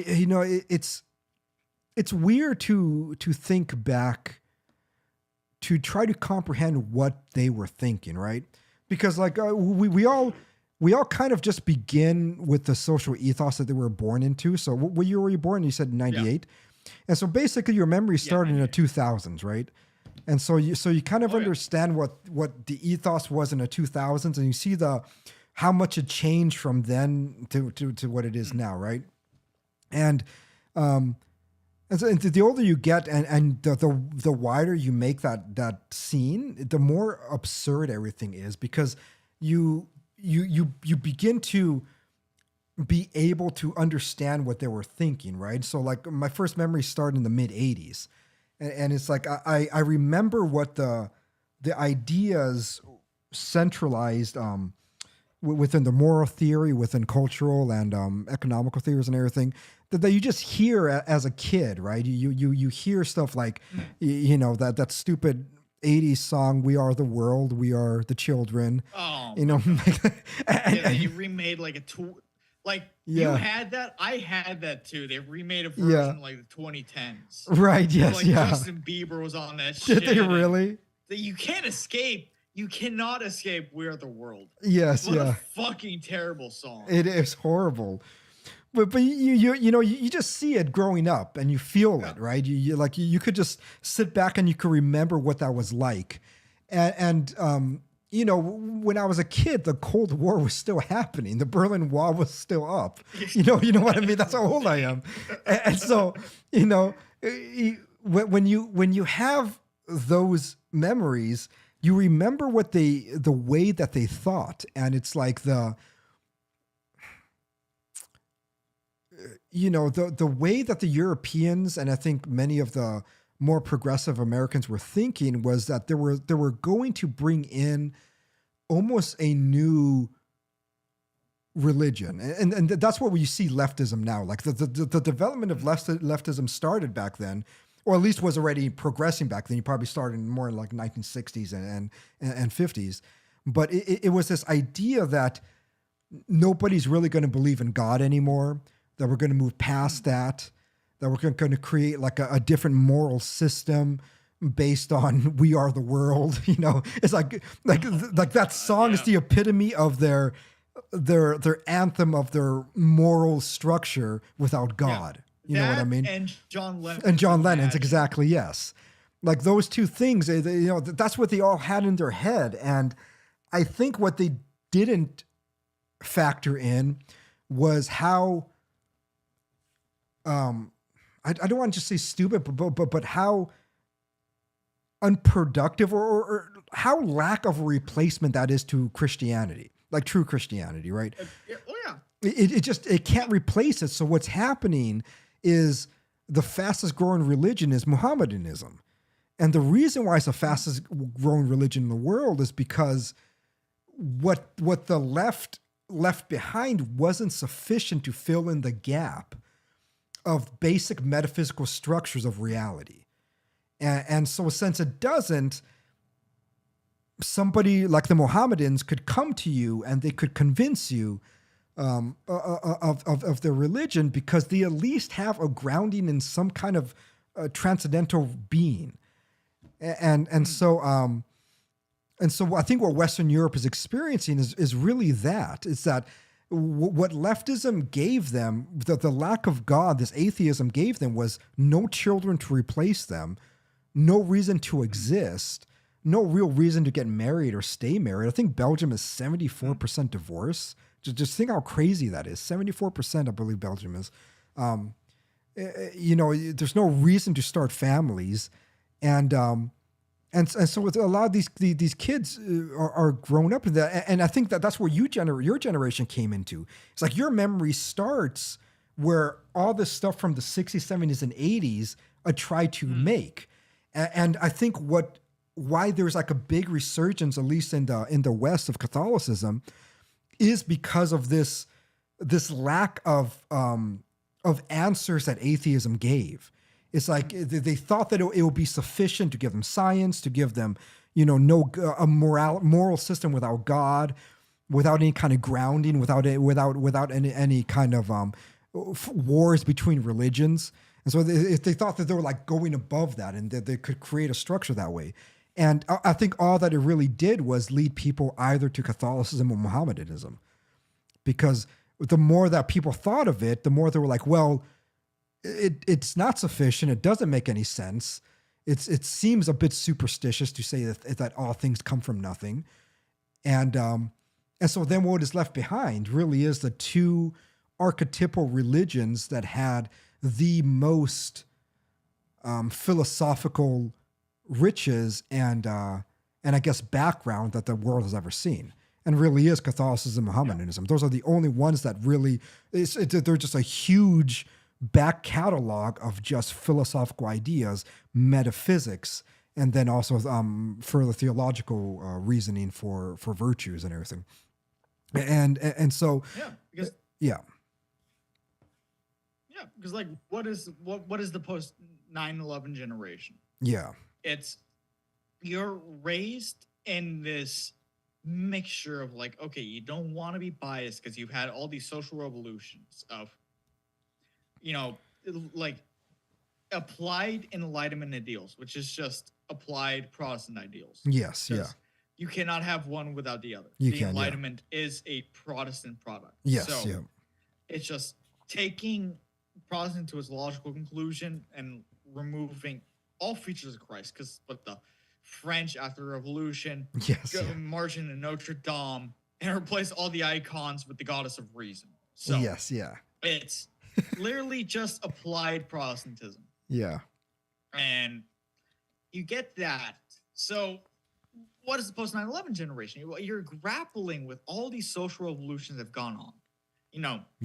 Blacks got the right to vote, and then women got the right to vote, and then everything's been expanded. So you have all these social revolutions. Oh, women are in the workplace. Oh, we have desegregation. Oh, we militarily integrated schools, et cetera, et cetera. And then but then all of a sudden, for whatever, however you want to interpret it, did Bush do 9/11? Did he let it happen? Whatever it is, you had these rich Saudi playboys who are, living in New York City with strippers and doing coke. Yes, yeah. Great Mohammedans, but they're literally playing this over payphone. So it's either they had it happen or they let it happen. But it's not just, right. But whatever.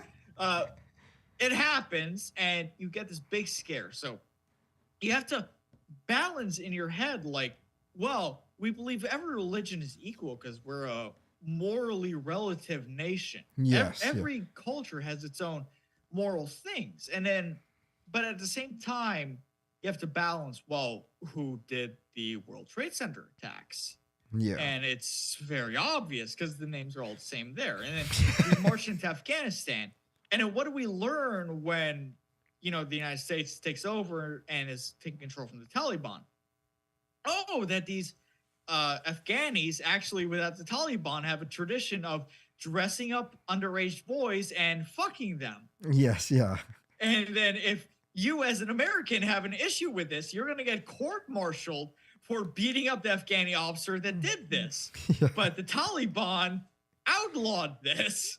Yes. And they outlawed the growing of poppy that makes heroin. So it's like, well, are the Taliban really, because all they did was take a payoff from these rich Saudi playboys to let them hide in their country, because this is like this is a place worse than West Virginia. Yes. It's really just an absolute backwater shithole. Yeah. They'll take whatever money they can get. Like, yeah, the Taliban was onto something, outlawing sex with little boys and making heroin. But wow, shit.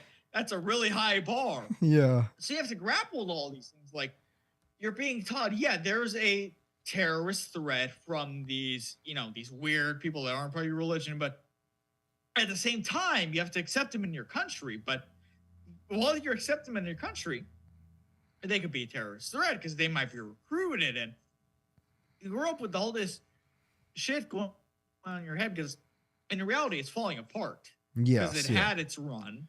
Yeah. And now the real world is coming in. And like I said, George Bush was the immigration president because, not even just legal immigration, because that's one of the talking points, right? Like, legal versus illegal immigration. Yeah. We can take in 100 million legal immigrants a year. That's no problem. Well, not that high, but yeah, I know. Somehow that's not an issue. And it's like, I really have no problem with immigrants staying where they come. Like I said, I like South Americans. Yes. I have no fucking problem with that. Or if Cardinal Sarah becomes the Pope, yes, I have no issue there. Yeah, me either. Guy's yes. great. Yeah, I know. Yeah, he's it'd be great. a learned scholar. Yep. It has nothing to do because in the position of the Pope, race legitimately does not matter. Yes. But if you're telling me, the Prime Minister of Belgium is now an African. Well, there something comes up. Yes. Yeah. Pope Sarah? No, I don't care. Yeah. Like, he is the most qualified theologian for this position. Yes. He should become the Pope.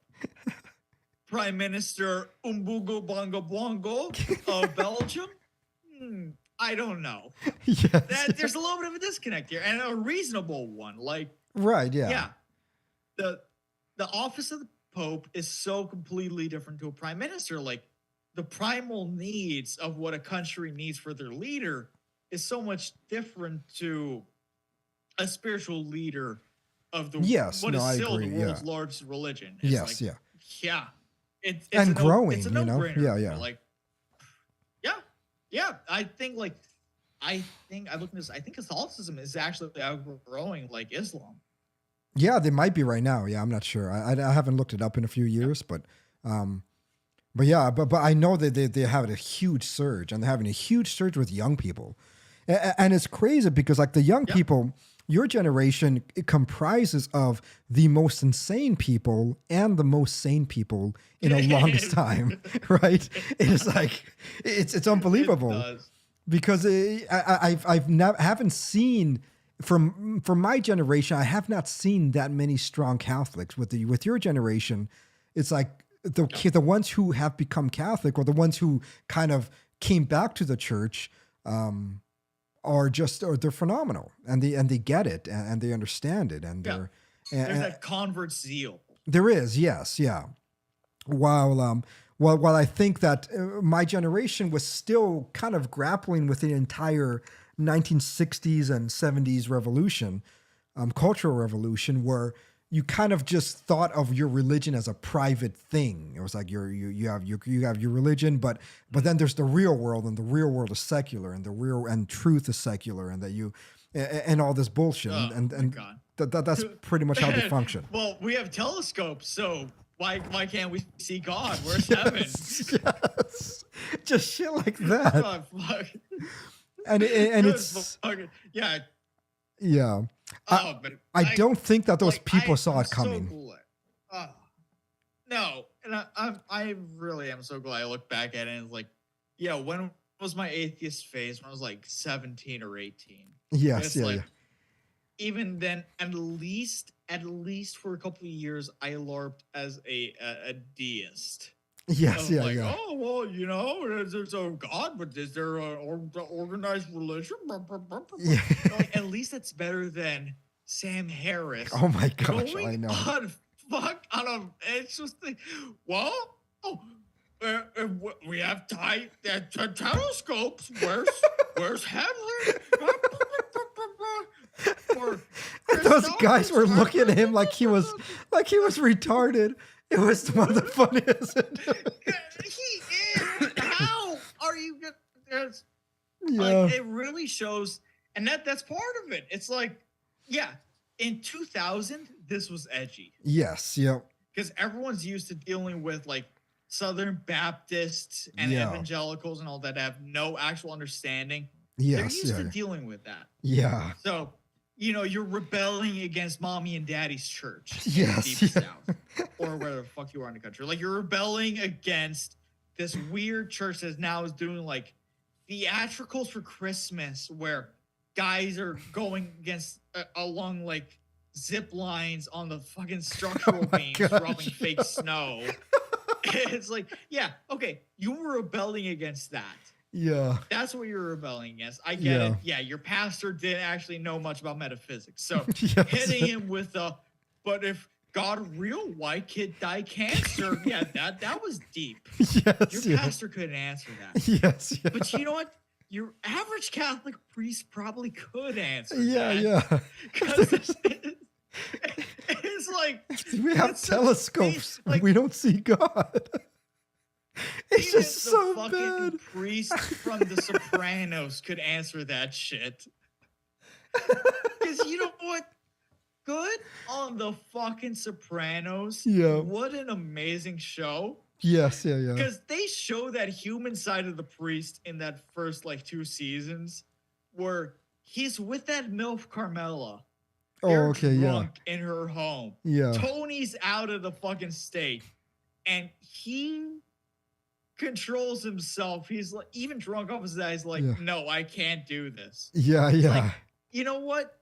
Good on you fucking guys, because if that was made in 2022, these fucking assholes would have made it like out of nowhere. He'd just go upstairs to rape AJ. Yeah. So even that priest could answer these simple fucking questions, but you're gonna give us Soviet propaganda of that.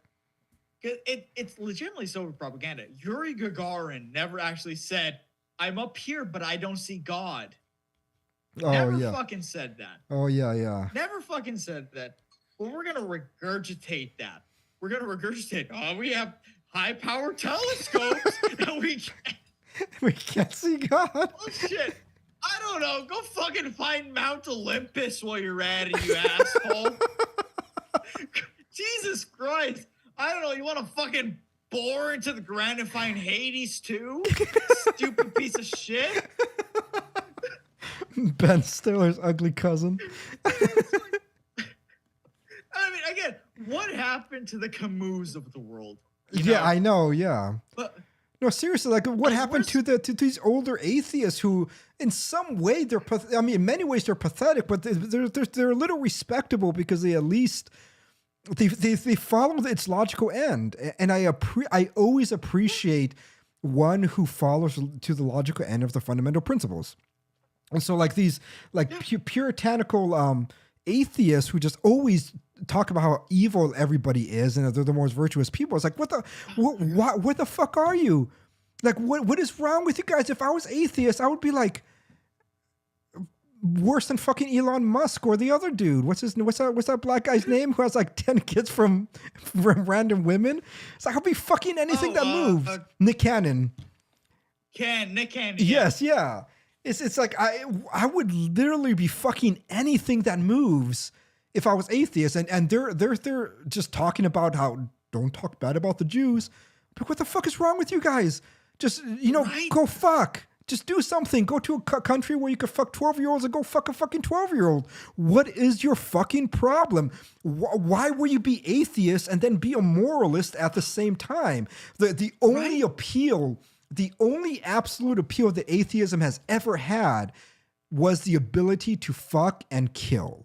That is really, and without having a moral conscience behind that. It's like, I could fuck things, I could kill things, and I just don't have to care. that is like the only thing that atheism gave you. Yeah. And the fact that they're sitting there and they're trying to talk about universal morality, it's so bizarre to me that it's upsetting. Really, it's like I don't understand why you would want that. Like the reason why I try to be good at all is for God. It's the reason, it's the fact that I believe that God has given me life, that Christ died for me, that I owe him something, that I am a piece of shit, and I need his grace to be better. That's the only reason why. You take that away from me, you remove that aspect of life. I'm like, okay, it's a free-for-all then. Let's go right. I want to go to an orgy. You know how great in a fucking orgy. I've never been to an orgy. I would love to go to an orgy. You just have like 10 women there. They're just like fucking. You go on a train on them. You see them eating themselves. I'm like, fuck yeah. You go after it. And these guys are not doing that. It's like, what is your problem? How are you going to be an atheist and a giant fucking nerd? I know. Yes. In my atheist phase, I dated girls who ended up becoming hookers. Yes, I convinced tourists I didn't need a condom. I fucked girls on birth control. It's completely. Yes. It was all game on. Like, okay, yes, need a condom, don't need a condom, birth control, whatever. Like, all right, we're gonna fucking go for it. Yes, it's gonna be whatever the hell it is. Yes, whatever happens. And that's right. I didn't get an STD. I'm not fucking Foucault. I didn't get fucking AIDS. But well, you probably weren't fucking dudes, so. I was not. No. Yes, that's so. Yeah, even yeah. then, it's like no. I could have. Of course, yeah. In my head, it's like that's not a fucking achievement. Oh wow, you fucking dude! What a fucking achievement! Yeah, wow. Sodomite dudes love to fuck. Yeah, wow. Yeah. No, you get a girl in bed, it's a fucking achievement. Of course, you yes, get a dude in bed, you're just fucking gay. You fucking get two girls in bed. It's like fuck yeah, and it's like this is what I don't know. It's the most bizarre thing for me to think that somebody does not believe in God, does not believe a foundation, like first principles of reality and goodness and beauty and things. Everything is subjective, and then simultaneously does not do these things. Like, if I meet an atheist and he has never had a threesome, I think to myself, there's something wrong with you. Then there's something definitely wrong with you. No, it's yeah. My atheist years were always marked by an anger that I didn't have God in my life. Yes, that was literally like it was constantly trying to find a reason to believe. Yes, poisoned by that fucking modern rationalism of like, well, can you prove it? Like actually, yeah, you can prove it. Like it's been proven for 2,300 years. Yes, yeah. But it's like, wow, no shit. I was really fretting this much, but it's like it was constantly marked by an anger of like, why don't I believe anymore? Yeah. Why do I not believe? It was never like a satisfied atheism. Sure, I did whatever the hell I wanted. Yes. Yeah, sure, whatever. There was jerking off. There was fucking bitches. Whatever the hell it was. Like, yes, yeah. Sure, I did whatever the hell I wanted. That's not fucking satisfying. Of course it isn't. Yeah, yeah. Like, yeah.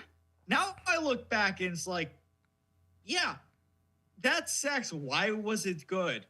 Oh, because it was fucking beautiful. Yes, exactly. What is that? Yeah. It's like I was onto something. Yes, yeah. That I didn't understand at the time. I was experiencing something. Sure, not in the ordered way. Yeah, to the listeners, don't have premarital sex, yada, yada, yada. Yeah, it's not of course. good for Yeah, you. yeah. I can't recommend that you actually do it. Yeah. I don't want to be a heretic. But yes, if you do it, it feels fucking good. Yes. It's great. And that's why there's confession. I'm sorry. It's like there's a reason why confession exists. Because we're pieces of shits and we sin. I was telling this that one of my friend's teenage son, he was thinking of leaving the church. I remember I was like, why the fuck do you want to leave the church, right? Why? He was like, well, like his parents were like very like hard on him. The one time she caught him masturbating and took out the phone and started beating him and everything. And so like he was like I just and so he was just like, I just really want to have sex. And then I looked at him, I was like, you want, it's just bizarre to me. I was like, so you want to deny reality, truth, being God, and everything because you want to get pussy. And I looked at him, I was like, why do you think confession exists? Right? And then he looked at me for a second, he was like, you're right. I was like, yeah, don't deny truth because you want pussy. If you cannot control yourself right now and you find yourself inside of a woman, okay, you've done it already. Finish it, do good. Then go to confession. All right. So then you can finally go to mass again and be right with the church. It's like that is life. We take the sin. And it's like, what, you never one time just, it was Thanksgiving and you were full and your pants, you couldn't even button your pants anymore, but somebody brought in, your favorite pie, whether it's apple pie or blueberry pie or pumpkin pie, and be like, I just really want a slice. And you succumb to that. And then you're a gluttonous asshole for that entire fucking day. You're sitting there, you maybe drank too much wine. You go to fucking confession. You go to college and this slut is like hitting on you constantly and you can't help it anymore. You're like, I just gotta fuck you. Fuck, then do it and then go to confession. But it's like that's life, we are all pieces of shit, and that's why we need the grace of God in order for us to overcome it, because those are lesser goods in which we all desire. And it's and that's the same thing. It's like no one's ever left the church because they wanted an extra piece of pie.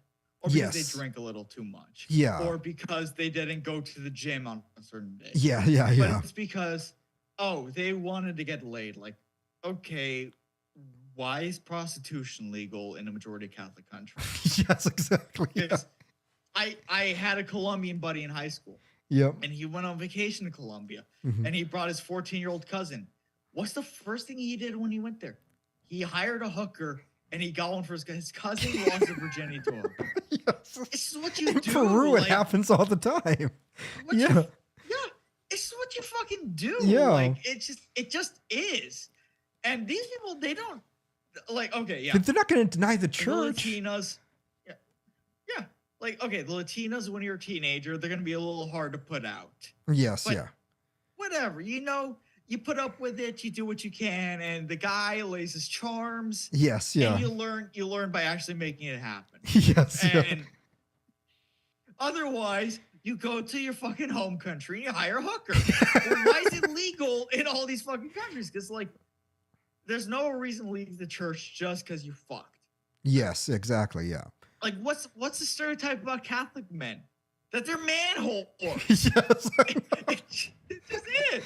And it's unfortunately true. French, Italian, Latinos. all of them. It's like, you're fucking manhole. I know, yeah. One time, so my parents, before we were in construction, they used to manage hotels. Yeah. And the hotels had a lot of Latino and Brazilian workers. Yes. So one time, they had some of their employees pick me up from school. Mm-hmm. And it was this Brazilian guy and this like Costa Rican guy. Yeah. And we're driving down South Beach. Little 8-year-old me is in the backseat of the car. They roll down the window. What are they doing to all the beautiful women that are walking by? They're catcalling them. They're yelling out the window. They're complimenting them. They're laying game.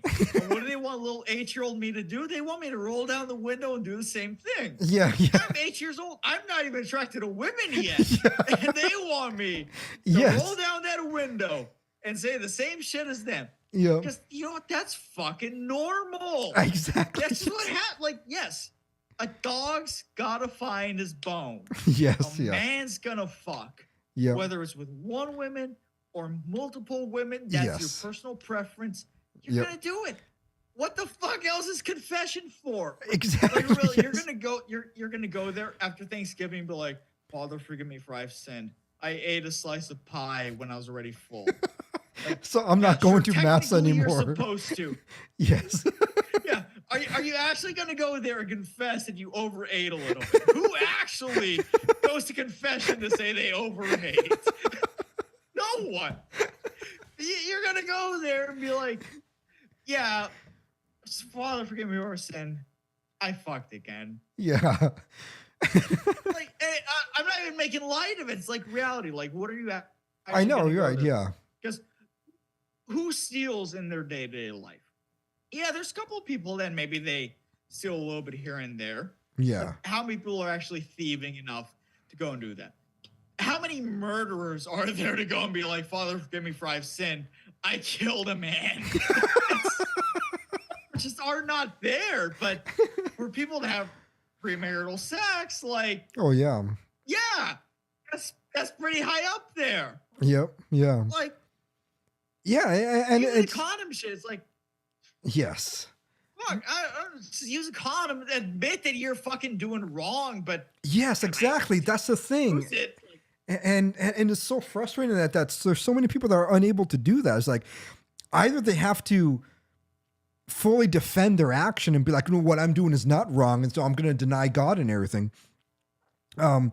Or they just lie about it, and it's like, why don't you just admit it? You know, I'm a piece of shit. You know, fine, I am. You know, that's always the first step. I'm a piece of shit. I can't put myself in this situation because if I do, I'm gonna fuck him. You know, that's it. You know, if you know you're like an angry person and you have this wrath problem, be like, I can't put my situation because I'm just gonna punch him in the face every time. And it's like that's human nature, right? That's the way that we are. But like the denial of reality and truth for that sin, it's something that I personally can never truly comprehend, right? And it's something that I think is very dominant in the American culture. I think it's very dominant in many European cultures that are Protestant mostly. But like within the Latin world, you go to Italy and stuff, that view just doesn't exist. They remain Catholic, and sometimes it just takes them a long ass time to, you know, overcome whatever vice ails them. But that's the point of the sacraments. You know, that's the point of communion. That's the point of confession. That's the point of all of that shit, is that it does bring us closer to God so that we could be free from the shackles of sin. But while we're there, it's like that's the unfortunate, you know, aspect of life, and so we remove ourselves from it, but just because we're weak and we want it, but a large part of the reason why we want it, because it is an experience of God. You know, it is an experience of the beautiful, and so we experience God through that. And I do think, to tie it back to what we're talking about with the atheists, I do think that's what makes the contemporary atheist not only more insufferable, but that's what makes them more evil. I think the contemporary atheist is more evil because they don't even have the experience of God anymore. The Foucaults of the world still have the experience of God. You know, he went to these orgies in Brazil where he got the AIDS. He fucked, you know, young women in Africa and in Asia and all that shit. You know, and young men. Yes, yeah. Like he experienced the beautiful to some capacity. And when I see these like hyper puritanical atheists, it's like you got nothing in your life. Like I don't know how they don't kill themselves. Like how much of despair would you be in if you don't even experience God to some capacity? Because even in the one who's just being someone who's being completely degenerate. What morals can you make up if there's nothing? Because that's always been the struggles. Like, yes. How is any morality objective? How are you going to claim an objective morality? Like, murder is not even just, it's literally meaningless. Yes, you have exactly. No meaning. Nothing. Like, at least for like an absurdist like Camus, the meaning is to live. Like you create, because how did Camus die? He was literally with his mistress. He was supposed to go home to his wife. Yes, and his mistress wanted to drive him home, and he died in a fucking car accident. Yes, so, yeah. That is literally the absurdest way to go. He could not have written it better himself. Right, yeah.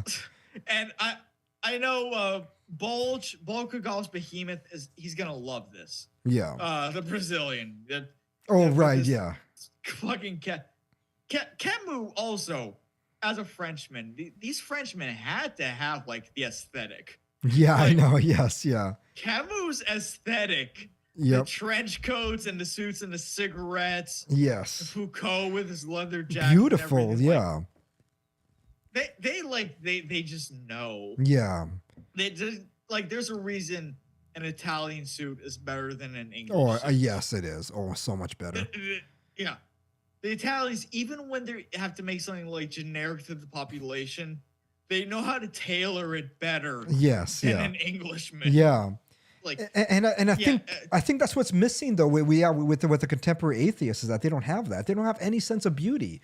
You see the way Sam Harris is like looking there. He's like slouching all back. He's got that ugly ass beard. He's just looking like this. oh my God. He just reminds me like an ugly version of Ben Stiller, and you just see him talk. It really is. And it's like this fucking ears. yeah, this monotone. You know, we got telescopes and we don't see heaven. And he's got to raise the one eyebrow like he's this cocky motherfucker. It's like you are just sad. Have you seen Penn Jillette lately? No, I haven't. Is it pretty bad? Oh my God, dude! I gotta look at him. Vegan. Oh, so he's like super like As deathly if he thin. was- oh my God, as if he was not an insufferable atheist already. How do you spell his last name? Because I know it's Penn and Teller, the duo, but I can't remember. Jillete. There, I found him. Oof! Wow. He looks like he has cancer. I know, because he went like the Al Sharpton route. Have you ever Yeah. seen Reverend Al Sharpton in the 70s? Yes, yeah. Yeah. He went that route of like, okay, I'm gonna just drop a shit ton of weight out of nowhere in my old age.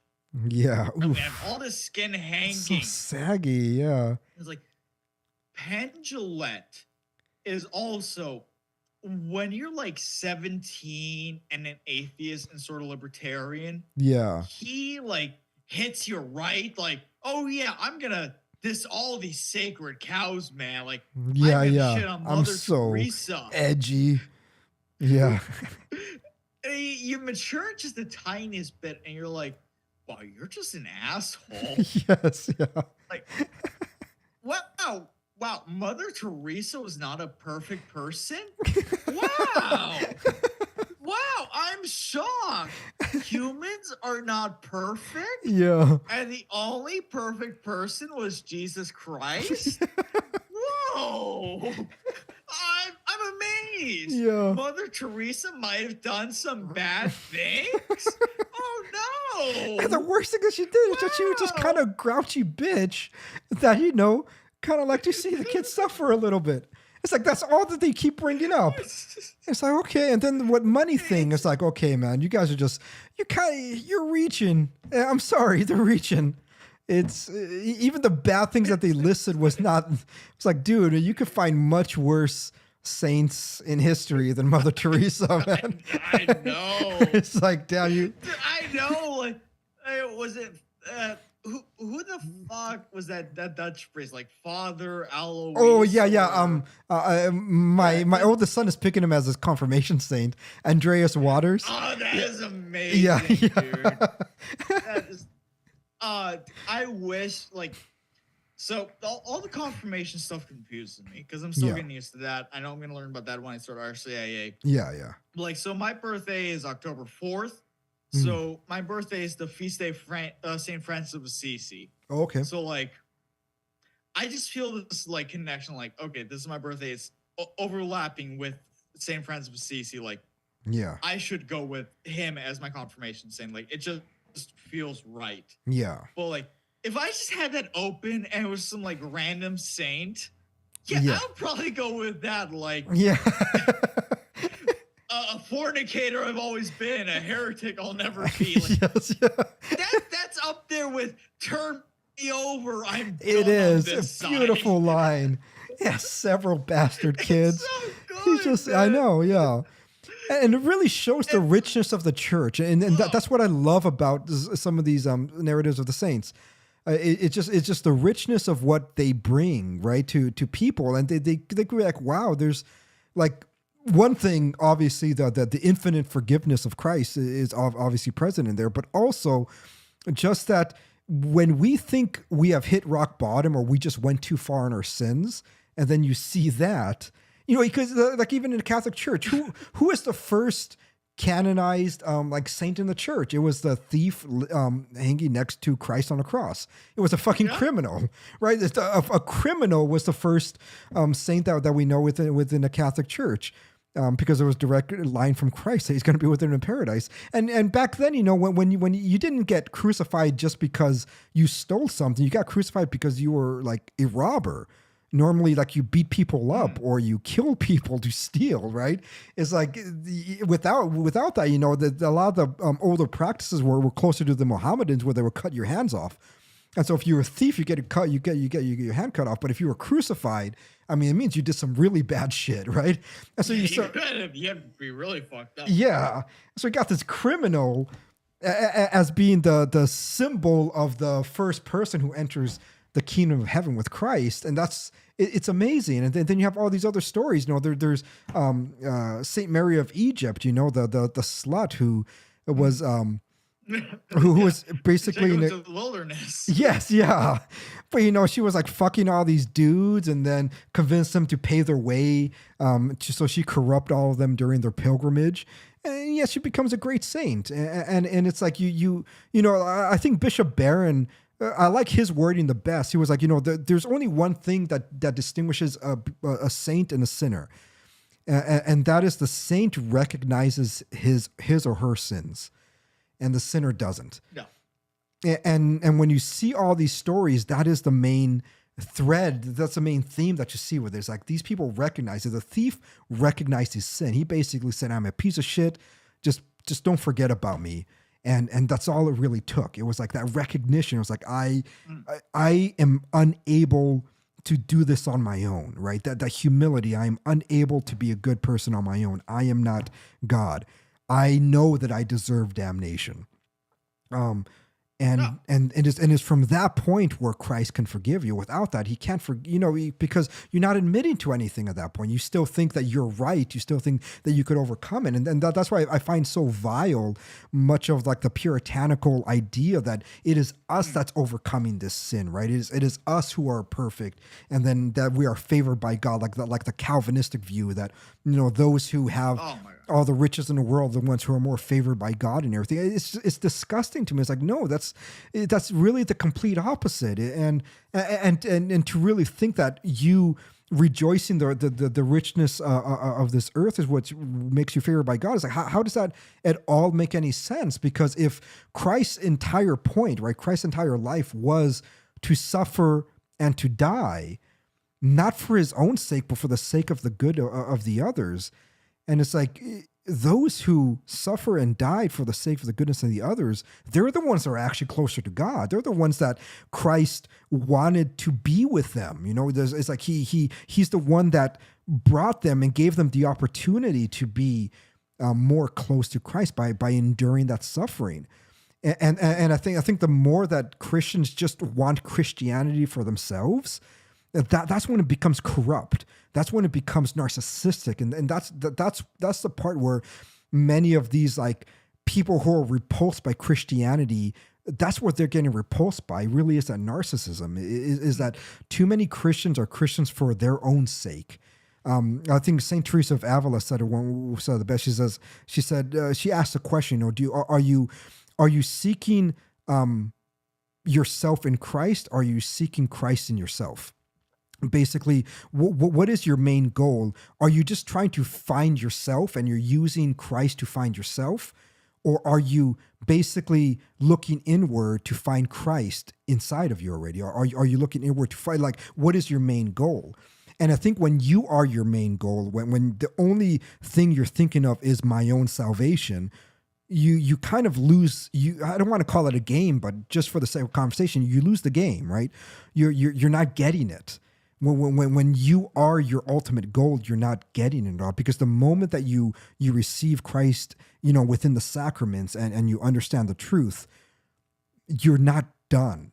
Now you go forth and you give it to everybody else that you know, your closest family, maybe your friends, anybody that you meet. Now you give it back to them, because it's not for you. Right? You lose yourself. You have to lose yourself in Christ. You know, that famous line in scripture where Christ says, those who seek to save their lives will lose it, and those who lose their lives for my sake will gain it. and or will gain eternal life, I think is the correct quote. That's a very powerful message that he's given people. He's not saying that you're not supposed to seek yourself. It isn't for you. It is that when you have gained the graces that God has given you in order for you to understand the truth and to be unified with God, now you give it to others, because that's what it means to be Christ-like. It is for you to die for others as Christ died for you. And that what's more important is always that you're giving and you're giving, and you go back to the St. Francis of Assisi prayer, where some people say that he's not the one that actually wrote it, but it's always the sentiment of St. Francis of Assisi, at least, where he says, rather than to be loved, I seek to love, rather than to be consoled, I console others, and that's the point, right? It is when you begin to lose yourself is the moment that you are more closer to Christ, because now you're sacrificing everything you have so that others can be unified within Christ.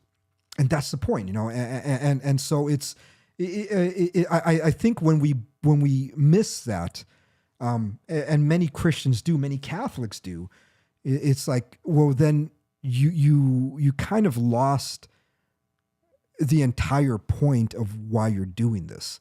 If the only thing you're seeking is yourself, if you go back to Meister Eckhart, he always speaks more in riddles, but he says, if you're constantly seeking the road to God, you find neither God or yourself, but only the road.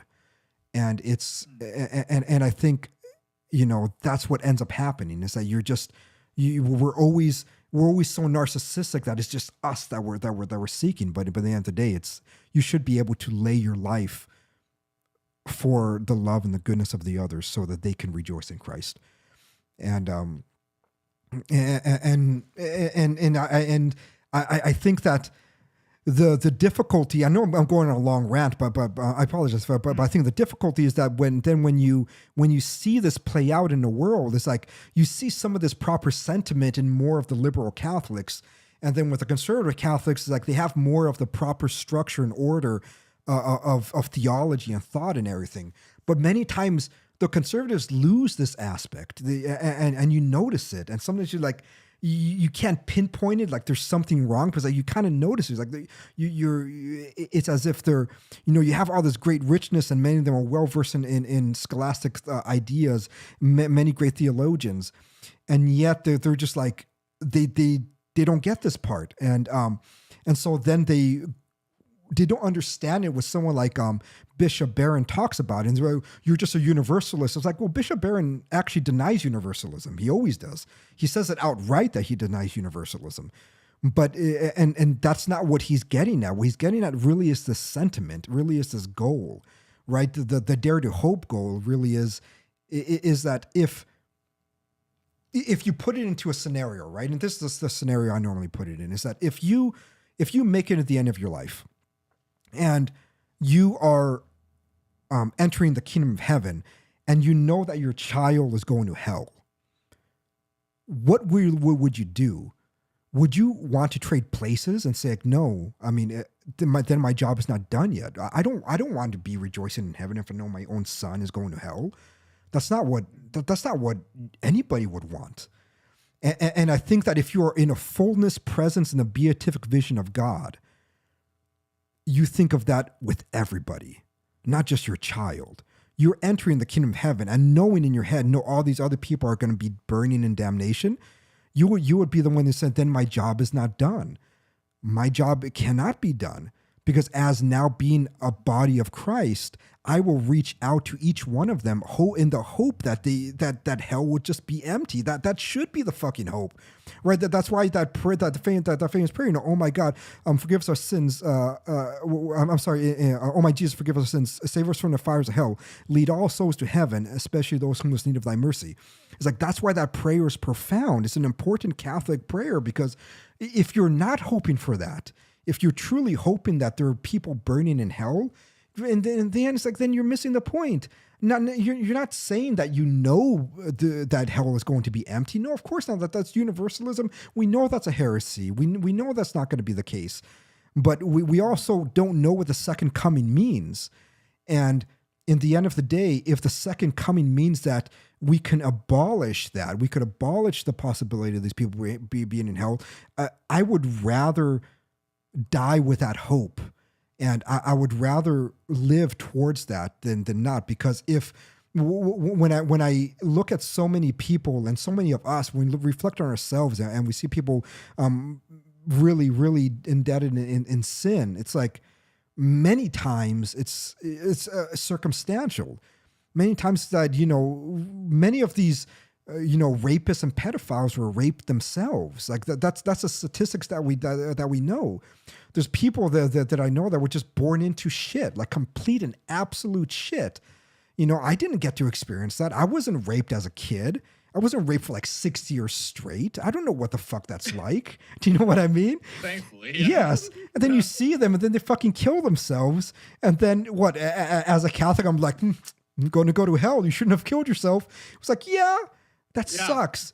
But at the same time, I pray that cannot be the case, please, because at the end of the day, it's for me, it's like, then what was it all for? I don't get that mentality. I would never get the mentality that I would be happy that these people are burning in hell. It's like, what was it for then? I would rather be in hell with them in the end of the day. I would rather be in hell with these people, because if I could just at least bring some joy to their life in hell, I would rather do that than just be in heaven. I'm sorry. It's a sentiment that I truly deeply feel, that I would never comprehend the idea of a Christian being happy that there's people damned in hell.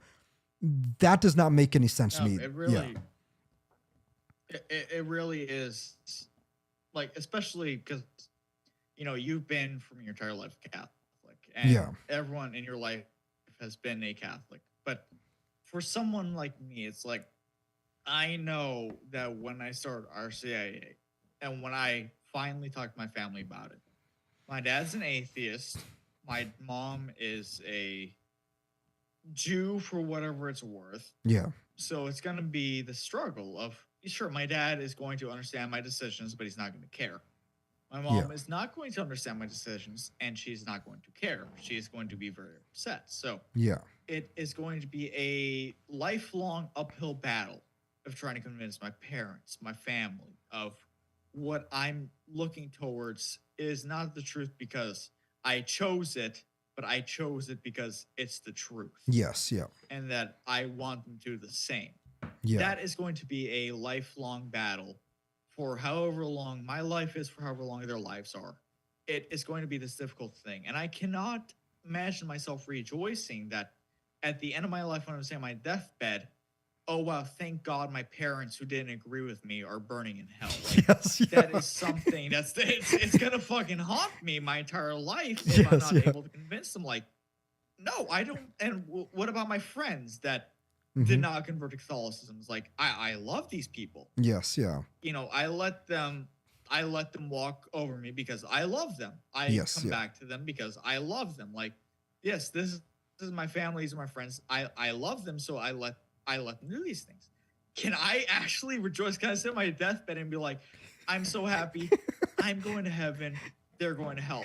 Fuck no. Yes. Yeah. Like, I have legitimately thought it so many times, like, I would be fine burning in hell if it meant someone else could take my place. Yes, 100%. Like, that is, it's like, that's just how it is. I cannot imagine, like, it's so hard to grapple. Of course, if it comes down to it, you put a gun in my head and you ask me, like, okay, but do you believe that God could select between the elected and the unelected? Some people are going to go to heaven, some people are going to go to hell. Like, yes, I can.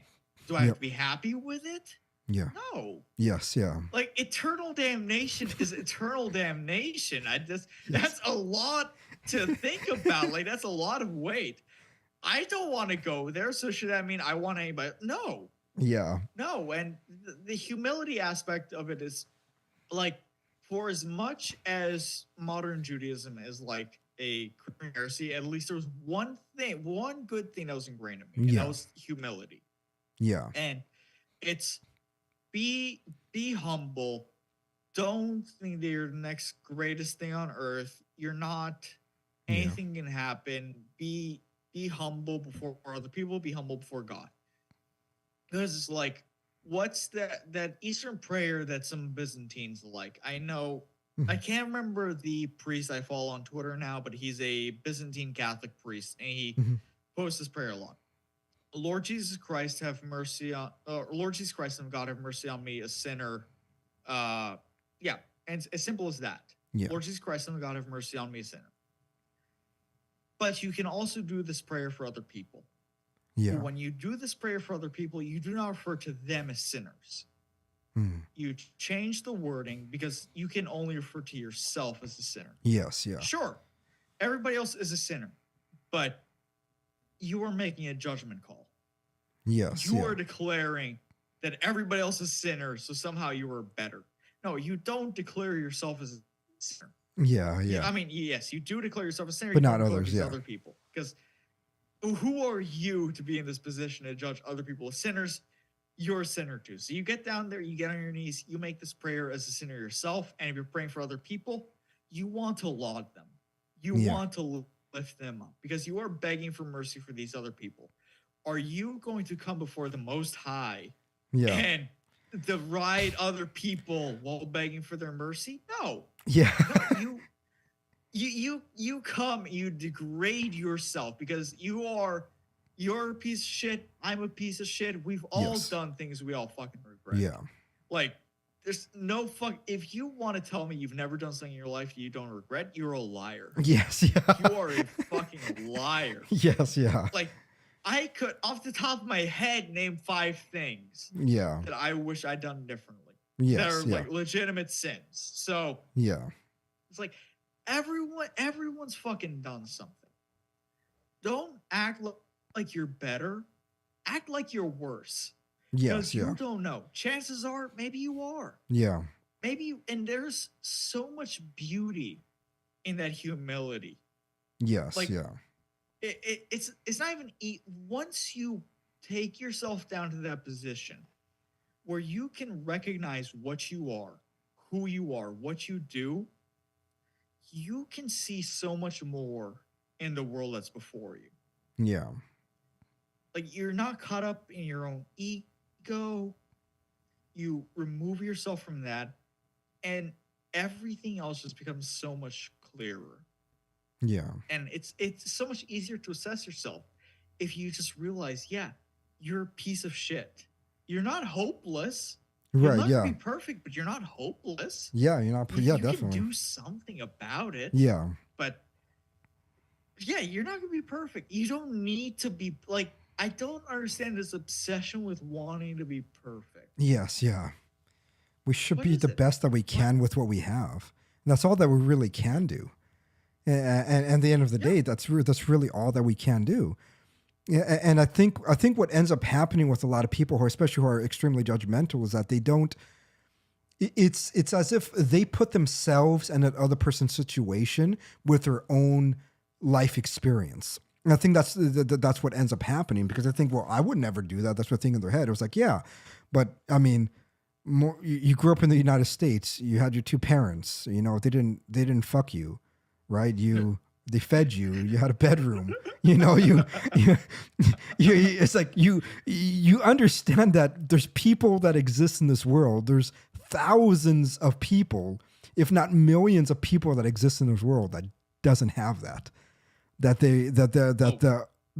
they were born into was just, there's children literally born to crackhead mothers and absent fathers, and this mother just like completely abuses them their whole life or neglects them, or to go smoke crack and become whores. And this kid just like grows up in this situation, and then he just keeps making bad decisions after bad decisions because he's doing the best that he can with what he has. And again, it's like there's a lot of people like this. Like I don't want to bring just a sympathy salve story, but it's just the reality. And I look at that, and It is. and the difficulty for me is like I cannot be logically okay with thinking to myself, well, you're just going to go to hell because God gave you a shitty life and you did stupid shit, so you're done. And it's no. there has to be a solution. There has to be more to that. There has to be something that we don't fully comprehend right now in our life, that only God can comprehend, that maybe in the second coming, in the new covenant, will be a fuller comprehension of this. But as it is right now, I just feel like it can't be okay, because it's like you, in the end of them, it's like what you expect. It's almost as if I every morning of the day just beat my kids. I punch them in the face. I kick them. I fucking snort cocaine in front of them. I put a little heroin in their fucking drink, and then they become degenerates in the end. And they're like, "Why the fuck did you become a degenerate?" It's like, what do you expect? It's like, what do you expect, right? And then you think, yeah. Man, like my ex-girlfriends. Yeah. One was molested by a cousin at a young age. Yeah. But she was Chilean. She had a really good. So, there is something to the girls with the trauma. Like I don't know what it is. They get better and better. I don't know what the fuck it is. The next one after that, her dad divorced, quote unquote, her mom. Whatever bullshit. Yeah. Threatened to murder her and her brother and smile in the mugshots. Yes.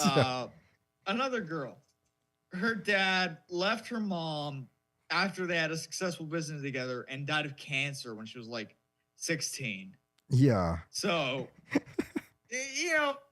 I know these crazy women of like, they really got some shitty cards dealt them, because the one I got my cousin became an escort. Yeah. And like the full service one, not just like full service. Not just a dinner date. Really good in bed. Yeah.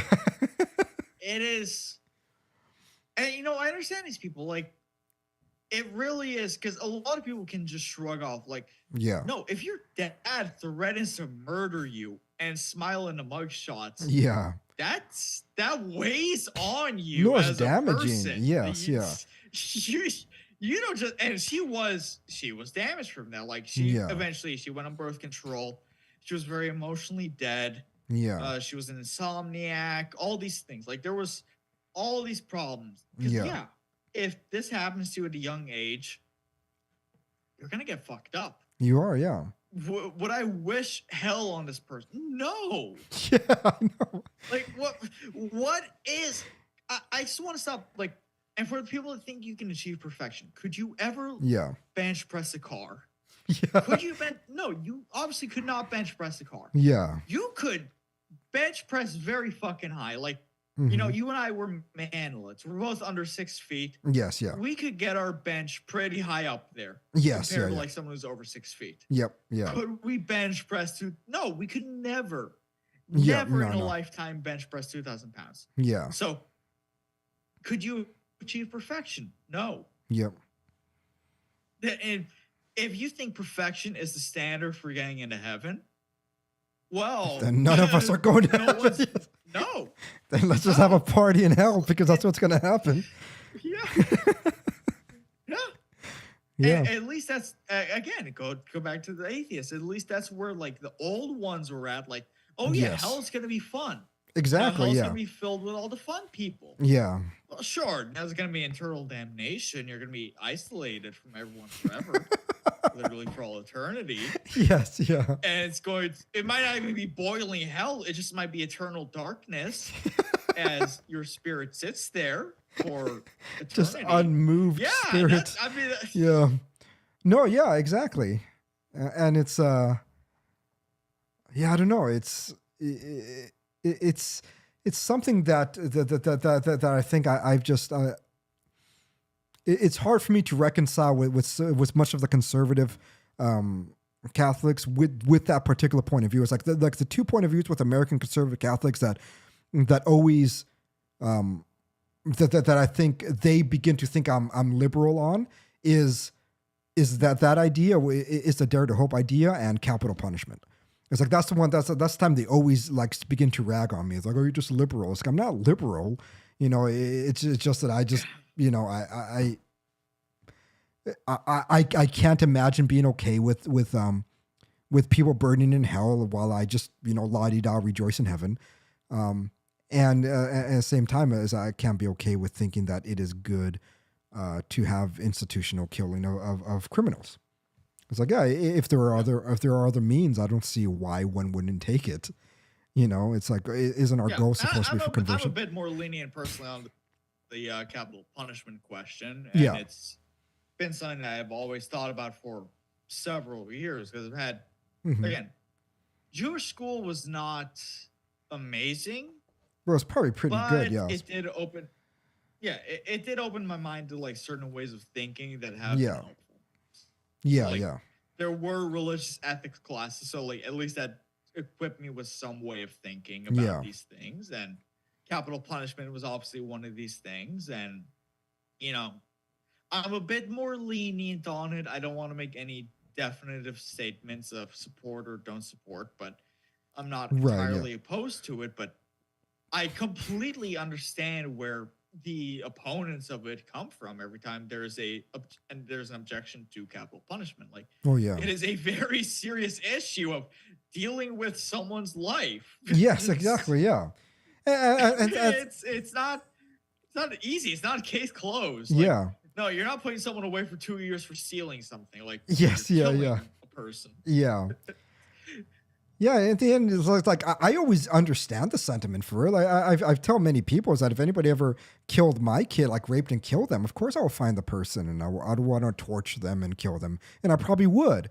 But in the end of the day, then I'll go to confession. Right. That's the way I look at it. I was like, but I'll still go to confession because I would think I did something wrong. I was like, I killed him. Why? He fucking raped my daughter. You know the Gary Plachette case? No, I don't know that one. Okay, so this takes place in Louisiana in about the 80s or the 90s, one of the two. And this guy, he's a divorced dad, I believe, and his son eventually gets caught up with this martial arts instructor. Now, the martial arts instructor is a pedophile, so he ends up molesting the son. Yeah. And at some point, he kidnaps the son for about 2 years and takes him cross country. Yeah. And eventually he gets caught. He's arraigned for trial. But the father, Gary Plachette, has some connections in the police department there because he was like a former cop.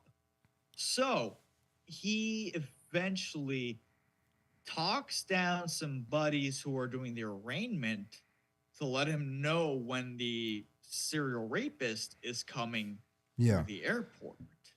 You can see this on YouTube. Yeah. So he's there on a payphone waiting, and he has a revolver ready. Yeah. And when his son's rapist comes by, he puts a bullet in his head. And because he had buddies in the police department, he got off with this. Yeah. So it's amazing. Yeah. And there were a couple more cases. Like there was one in Germany and one in another country, like I think here in America, where the mother, her daughter was raped by somebody, and during the trial she came with a gun and fired on the rapist. So like I get it. Oh yeah, me too.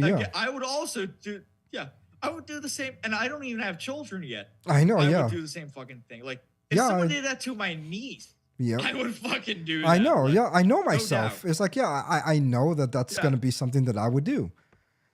But I think the difference is that I have no problem admitting I did something wrong at that point. Like I just wouldn't have problems. I did something wrong. Yeah. I'm not going to sit there and try to justify it.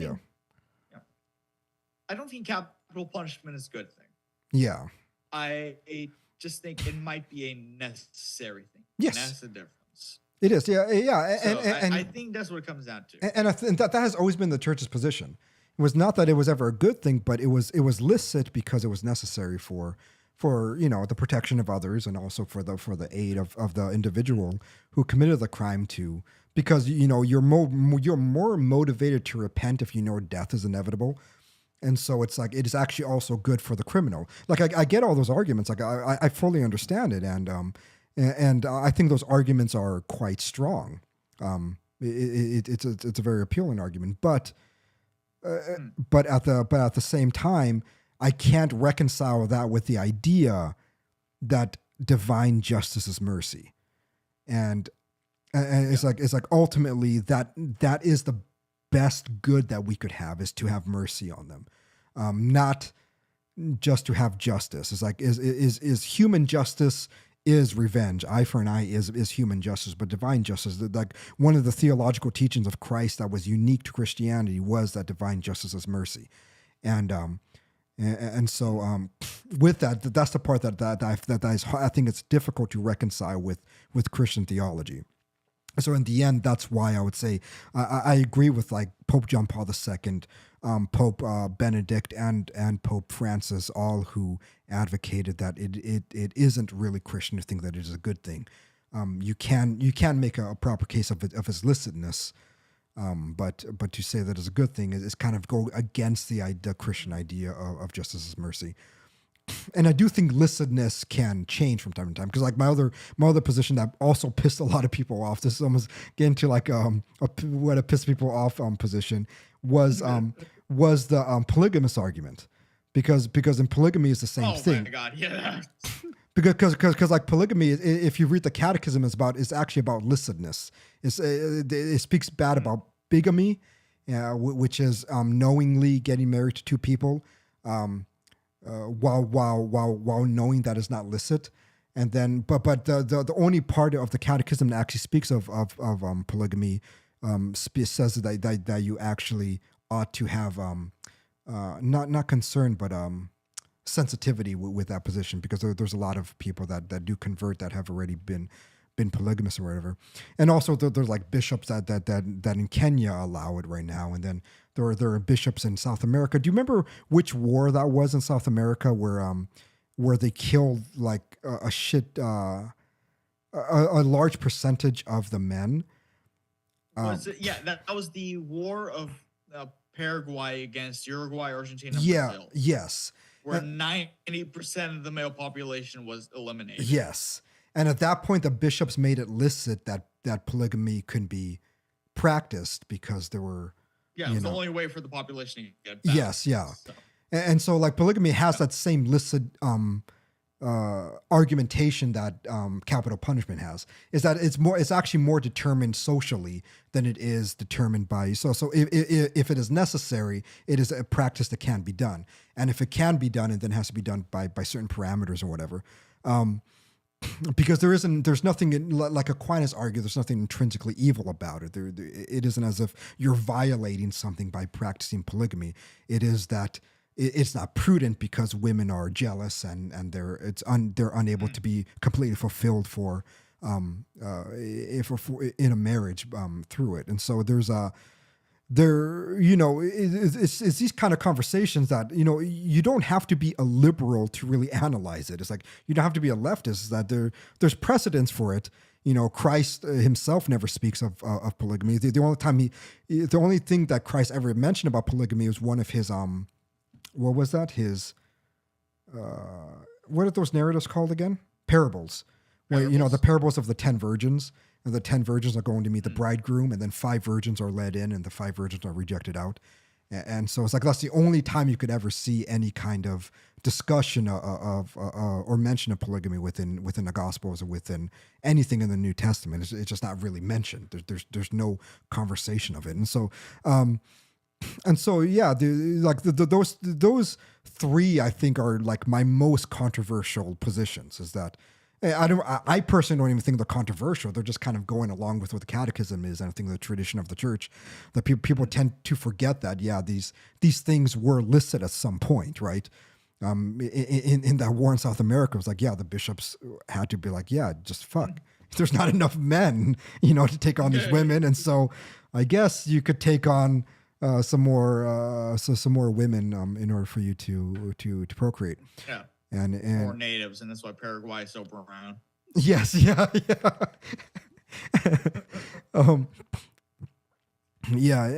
And then like it's the same thing that happened within France. It was like, where you didn't want these noblemen and everything to begin to divorce and everything, so they kind of made not polygamy but polyamory a licit activity in which these people kind of practiced. And it never said that then it was a good thing. It was like, now you're practicing something good, but basically that some of these reality. One priest kind of told me, it was like, it's always easy, like philosophically, because we were discussing during confession. Sometimes, a lot of time, my confessions with the priest just become philosophical conversations. I'm sure it makes people pissed that's waiting in line. Of course it right. does. Most people are so embarrassed to go to their priest for confession that they think like, how can I go a town over and confess? And you're just like, well, it turns into a philosophical discussion in the fucking confession booth. Yeah, because you're just you're a once in a generation fucking guy, Jeremy. but like he very wise priest, and he just said that sometimes we get lost within the universal principles, right? We look at it and we could easily spot it. You understand the natural law theory, you understand metaphysics, and so you can begin to explicate proper modes of being and proper moral activities that you do. But then you exist in the world.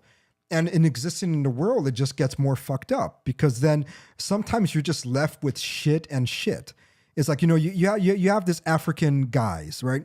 Many of these African people who are converting to Catholicism, like the biggest population that's converting to Catholicism is in Africa. Many of these people have existed in Mohammedan countries.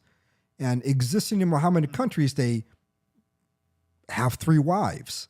And so now you're left with shit and shit, because when these people practice polygamy, they're not like these gross contemporary, polyamorous, like, ooh, I am transgender or whatever. It's like, no, they make I'm a polycule. Yeah, I'm a polycule. No, they make separate covenants with each one of these women, and they have like 5 or 10 kids with each one of these women.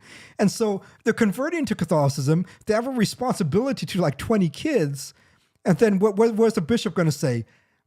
You got to abandon 2 families. You got to be a stereotypical black nigger and just abandon 2 families. It's like, no. That's you got to censor that for YouTube. Holy shit. I knew this was going to happen. I knew one of us was going to slip up at some point. I knew one of us was going to say the no word. I hate that we can't say that fucking word. Yeah. If this was 2005, we could fucking get away with it. If this was Howard Stern, we could fucking get away with it. Right after the stream is done, I'll go back and I'll edit it out really quick. Let me see. You gotta. But it is, it's like 2 hours in, Because like, what are you gonna, if you're a priest, what are you gonna do? Say like, hey, I know you entered a natural marriage with these people. Yeah. You gotta abandon these 2 families and never talk to them again. Never financially support them again. This is the Christ-like thing to do. Just abandon your family entirely and never see them again. No, of course you're not gonna say that. What? No, yeah. In life, you just get stuck with 2 shitty situations, and you have to choose the best option of the shitty situation, and that's it. Yeah. And that's the thing of like living in the world. You cannot be philosophically correct 100% of the time, because the world is not like we've all lying is bad. Lying is one of the worst sins. Yeah. It's worse than murder in a lot of cases. But have we never lied for our own convenience? Of course. Literally, the alternative is so fucking bad that you would have wished you lied. Like, I try not to lie. But do we do it? Yes. Of course, because literally the alternative can be so bad. That if you don't lie, you're going, well, like, what's the point? So you have to live in the world. Where, that's the thing. Yes, of course, you're going to sin at some point. You cannot avoid this. It is in the same way that the average American commits at least 3 felonies a day, and they don't even realize it. Right. Yes. I do it purposefully. Me as well. But I once sold cryptocurrency to a 17-year-old so he could buy speed off the dark web. Again, my atheist days were fucking crazy. Man. This sounded incredible. But if the average American commits 3 felonies a day, what does the average person do in regards to sin? So like, Yeah. you eventually, you don't even realize you're doing it. And Yes. you Yeah. do it because that's literally what fallen man is. Yes. So Yeah. yeah, you're going to fuck up. And if you're converting to something, like you're converting from a religion, let's say you have 4 wives, if you're financially capable enough. Yep. And you're convinced of the truth. What is a priest gonna do? Like, because they cannot tell you to divorce either. Yes. They literally cannot tell you to divorce. Yes. Yeah.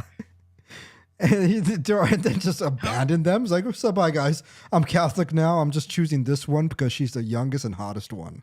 And so it's like what options do you have? It becomes ridiculous. The priest can't do this because he can't tell you which one to divorce, which one to leave. The priest cannot tell you which wife to leave. Yes. Unless it like happened within his church. Yes, he saw you marry the first one, and then it's like you come like, hey, can you marry me to the second one? And he'll tell you no. Yeah. No, I cannot. But if you converted with 4 wives, what's this poor priest gonna do? Yes, yeah. Because this man probably never had pussy either, so he doesn't even know the stakes. Yes. And then this guy's already been living this way. He has like 10, like five kids with one wife, 3 kids with another one, you know, and he's got all this shit going on. He's already used to fucking them, and then he becomes Catholic, and then he just like starts fucking them still. This guy got another baby. Yeah, how's it going, guys? And it's like, that's life. And it's just like, you know. Did you watch Father Stu? I did, yes, yeah. That was a good movie. What a good fucking I know, I loved it, I almost cried in that shit, but like I did too, thinking, like, imagine how, like, Father Stu, what a perfect example of a degenerate. Only started RCIA because he wanted some Mexican pussy. Respectable. It's beautiful. And he's in there, like, doing priest classes with people who, since their birth, their parents want to become priests and they don't want to do it. And he's like, he's got this calling. He's putting pussy away. Yes. It's like, imagine how many priests never had that calling of like, I know. I need to put pussy away. Yeah. I need to stop with this and become like, I think it's the Saint of Firearms was an Italian priest in the 1800s. That was a womanizer. He was the most popular guy in town. He got deathly ill, devoted himself to Christ, and when he got better, he threw it all away, went back to his old ways. He got deathly ill again. He devoted himself once more, and he died as a priest. And this is a man who put pussy away twice. He was getting it left and right. So you get these guys that they never had to deal with it. They never had to think about it. They were always like, I'm going to be a priest. It is what it is. And they got to tell you how to deal with your 4 marriages? Really? Yeah. I could not give you advice on how to deal with fucking juggling 2 women because I don't have that in me. Shit, I can't handle 1 woman. Fuck me. I can't handle 2, 3, 4 women. I can't give you fucking advice on a priest who never had sex to it. Like, good on him. He's not the expert here. Yeah, I know. Yeah, he's the expert on what to do to get to heaven, but not on women. Yeah, and I really do think in those cases we just have to be charitable and be like, shit, the priest has to be pastoral and be like, you just have to make best with the situation that you're in. And when you're found yourself in that situation, sometimes you just got to keep going with it. And what if you like fucked a whore and then a baby came out and then she didn't want to take care of it? Now you're a single dad. It's the same thing. It's like, well, you just have to do what you can, because not everybody is presented with a perfect scenario. And if you're not presented with a perfect scenario, it's like you just make do with the universal principles that you can discover through reason and apply it the best you can within an imperfect world, because that's where we find ourselves in. And I think that's the one thing that within Catholicism, I think they teach so well, but I don't like the division that we have right now in the church with that. I don't like this like conservative and liberal division that exists. It's like you have these priests who is saying that sodomy is okay, that everything is LGBTQ, wearing the pride flag, and they're having like the rainbow vestures on when they go and say, I'm going to say a non-denominational mass. It's like, what the fuck are you talking about? I was like, that's bullshit. And then you have like the hyper traditionalist, like that one guy, Dr. What's his name? The one that Grant Taylor keeps Marshall? ragging on, yeah, who wrote a post on Oh my God. why is there a microphone and speakers in the church? I'm like, what the fuck? Oh Like that no, the horror! How dare they hear you? Oh no! Yes. Why'd you have don't you lights? decide, like, Where's the okay, yeah. candles and the and the essence and myrrh? it's like- I mean, shit. What you got? You guys have Like, light, oh my electricity? God. Why you guys like have electricity in here? It's so insane. Yes. It's so like yes. A lot of modern churches could be designed better. Yeah, of Like, course, If you look yes. up the Archdiocese of Miami, it's fucking ugly. Yeah. I've looked up the only churches that do traditional Latin mass in Miami Yeah. are basically warehouses. Yeah. Meanwhile, the ones that do Norvis Ordo are Yeah. some pretty beautiful fucking churches. Like Yeah, St. yeah. Patrick's in Miami Beach.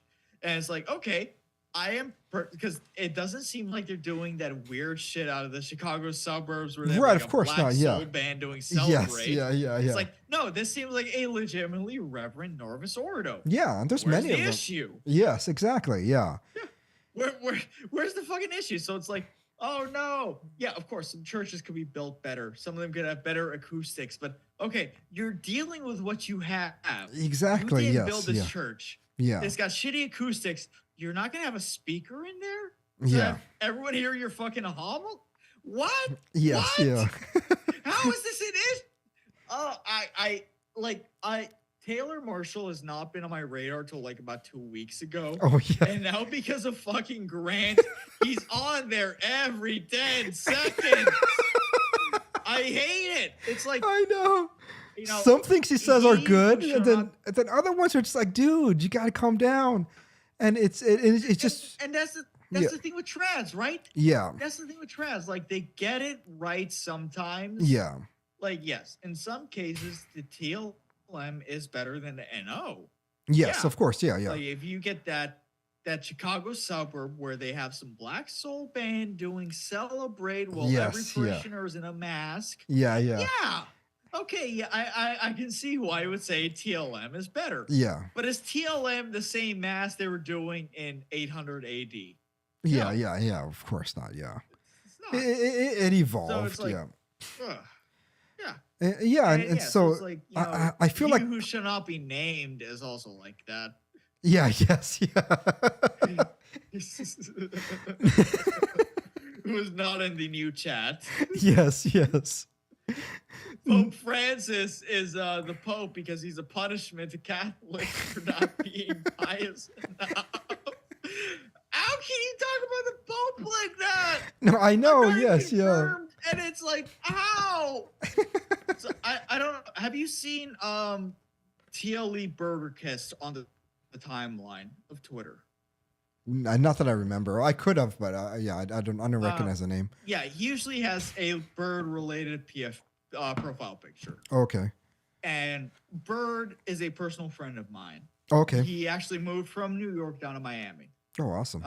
He is I don't like the word cradle Catholic or the term because it like implies you fell out at some point, and yeah, he yeah. didn't. Yeah, you're because just born and raised He Catholic. is an Yeah. Italian American. He's very, yeah. He's always been Catholic. He's Yeah, very yeah. well versed in it. He's very well versed, especially with like the early church fathers. That's his thing. Yeah. You know, he doesn't care about too much after like doctors or anything. He's like all in on the early church fathers. Yeah.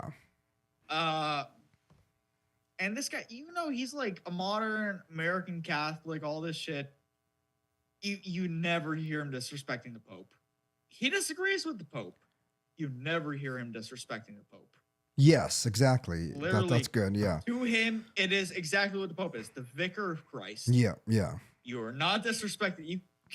You can disagree. Yes. You're Yeah. allowed to disagree. Of course. You cannot disrespect it. Yeah. You cannot insult him. You cannot deride him.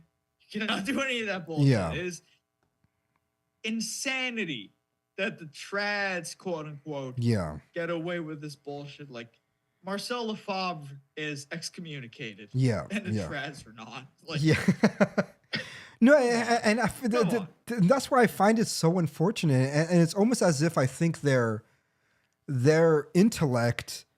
Let me grab a beer too, real quick. Yeah.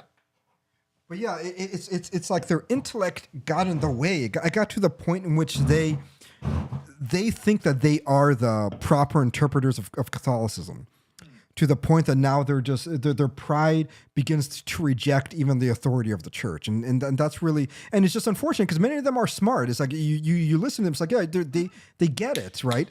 They're not dumb people, but their pride is so vile. And I think it's just so evil that now we live in such a divided church that the liberals literally convinced the conservatives to hate their own pope, and it's like it's insane. It's horrible. Yeah, it's horrible. It's like, no, you shouldn't follow that. Like, if you actually look at what Pope Francis says on paper, like from his official papal position. Yep. Where is he heretical? Exactly. Yeah. He has said the right thing every single fucking time. Yep. Because he said the trying to subvert traditional marriage is satanic. Yes. Yep. He said all sorts of things. It's like, yeah, okay, sure, maybe he fumbles a little here and there when he's pressured to actually speak in public, but whatever. The Pope is not a position of. He's not a politician. No, he's not there to speak in front of a microphone. He is a priest. He's a theologian. He actually has not said anything. He has not said anything that someone like Pope St. John Paul II hasn't said. And that's the crazy thing for me. It's like many of these trads talk great about Pope St. John Paul II, but when I was a teenager in the 90s, the trads hated Pope St. John Paul before he was a saint. They hated Pope John Paul II. They talked about how he was a liberal. I remember one time he went to a rock concert with white sneakers, and they were like, "Why is he wearing sneakers? And why is he going to a rock concert? You know, it's so bad." They were pissed that he put the Luminous Mysteries in the wasn't he also? It was Ratzinger was a skier, right? Like he would go on to ski. Oh, trips. Right. Yes. Yeah. And so it's like, people get pissed about that. And it's like, but was he actually a bad pope? Yes. Like, did he actually do something heretical? I mean, did he? We had literally popes that killed other popes, to become a pope. There was there was the Borgia papacy. There was the pornocracy. There was the Avignon papacy. Yeah. Where they literally were ready to kill cardinals for electing the wrong pope. It's like, are we really at the low point in the papacy? Yeah. That because he wants to be compassionate to some people. There's not been a good pope since Benedict X. Yeah. It's like, or St. Pius X. It's like, no, again, the Borgia papacy, like if you wanted to put an actual low point, you could probably go to the Borgias or somewhere around there and everything that went on with them. That's a low point. And the church is still around. Exactly, yeah. If it survived the fucking Borgias, who were crypto Jew conversos, then like mafiosos. I think it can survive anything. Yeah. Like, come on. Like what? Okay, yeah. Francis said some things about climate change on his Twitter. Yeah. That he doesn't actually run, because let's be real here. What public figure actually runs their Twitter these days? So he's got some staffers running that probably aren't even ordained in the church. Yeah. It's just some staffers. Okay, he said some things about climate change. He said some things about wealth distribution. Okay, so did G.K. Chesterton. Yes, yeah. Who's shitting on Chesterton? Who is? I know. He is the father of distributism. who's shitting on him? Yep. Like, is free market capitalism a Catholic tenant? Of course not. Yeah. It like the church has already disavowed communism. Yes. And said it's an excommunicable offense to be a communist. Yep. And it's not been overturned as far as I can tell. Yep. So, what more do you want church to want to excommunicate G.K. Chesterton after his death? Yeah, for yeah. coming up with disrepeatism? It's like, where are you guys? Does the church have to be laissez-faire, enlightenment, French capitalist for you to be okay with this? That's what it seems like. It's insane. Yeah. It's insane. Yep. I think it's extremely ridiculous. I remember when they were getting so mad with Amoris Laetitia, and so I had to just read it because I was like, what everybody is saying does not sound right to me. That the Pope is actually saying this, and you read it, and it's like they're actually really. What did he say in there? To have compassion with people that got divorced, and okay, how is that a bad message? We should have compassion. They have sinned. Anybody that has sinned, we should have compassion for them. Like, why is that such a horrible thing to say? So yeah, there's, and it's so insane because, like, again, find me where Pope Francis actually contradicted Catholic doctrine. Yeah, it's difficult. It's difficult because you can't actually find it because every time that he's spoken actually from the station of the Pope, yep, it has been within, like, what was it recently they were freaking out at him for? Like, extramarital affairs are not that serious of a sin. yes, yeah. Like, he's not from Argentina, of course. Yeah, that was the Catholic teaching for what, 1,500 years? Yes. Still Trent? Yeah. And he comes from a country where he probably heard it in confession every week from the same guy. He's like, hey. Yeah. My grandpa was not even Catholic, but he was a Frenchman living in Argentina. Yeah. Do you think he practiced fidelity? Yeah, no. My grandfather from Peru with like 17 different kids from 7 or 9 different women. I can't remember the exact number. But, you know, he remained Catholic until death. He got last rites and everything. Yeah. It's like, that's, you know, he never divorced his wife. She kicked him out, you know. And then I remember I spoke to him on the phone. He said it all in Spanish, but I was just saying in English. He was like, you know, I just asked him about his family and everything. He was like, yeah, he said, I never understood why they always got so mad at me because I always loved them all. It wasn't he was like, it wasn't as if I didn't like.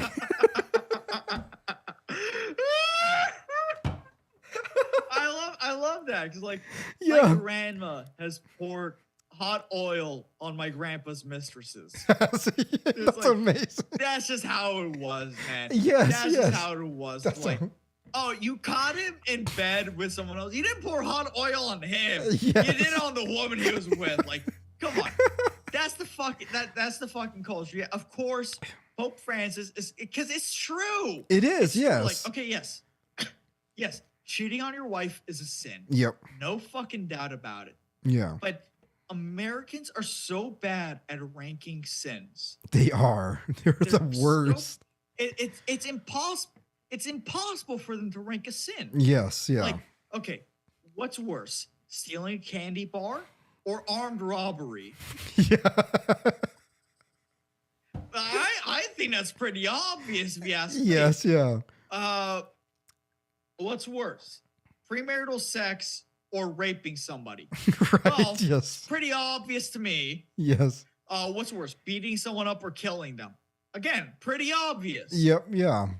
So, same thing like with the marriage and divorce thing. It's like, what's worse, having a mistress or getting divorced? And it's like, obviously one of them is worse. Yes, it's like, it should be obvious, but they don't see it that way.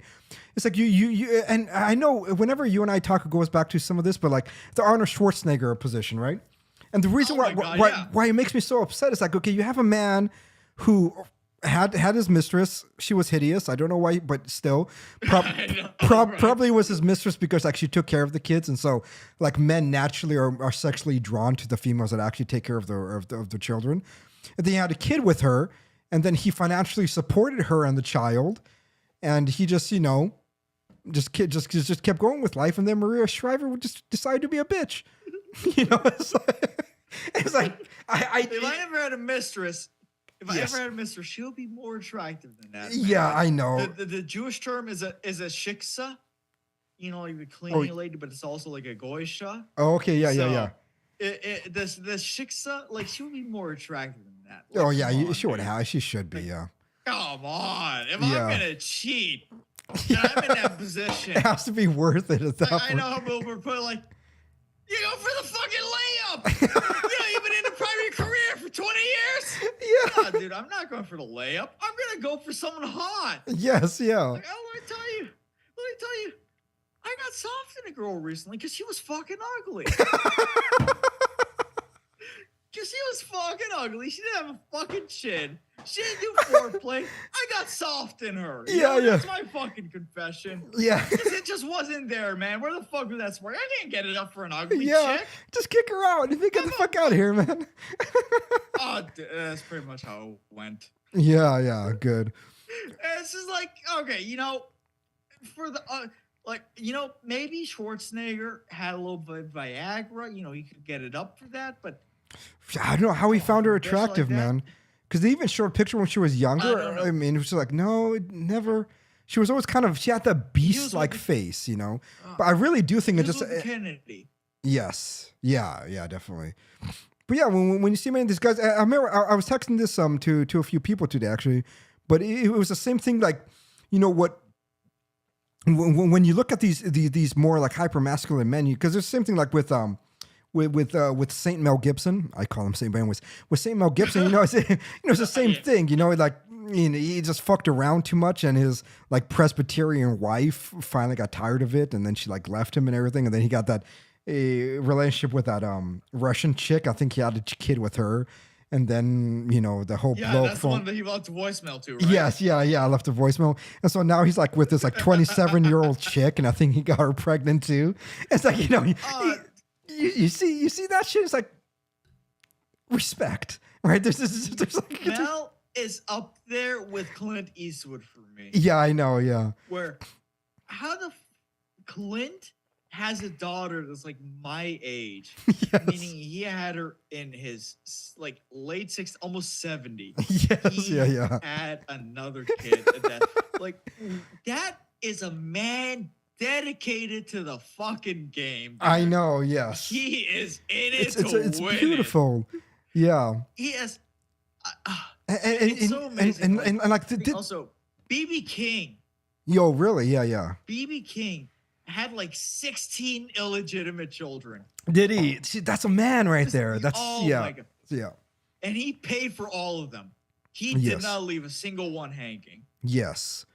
I think that's the one thing that, like a lot of this manosphere stuff that's going on.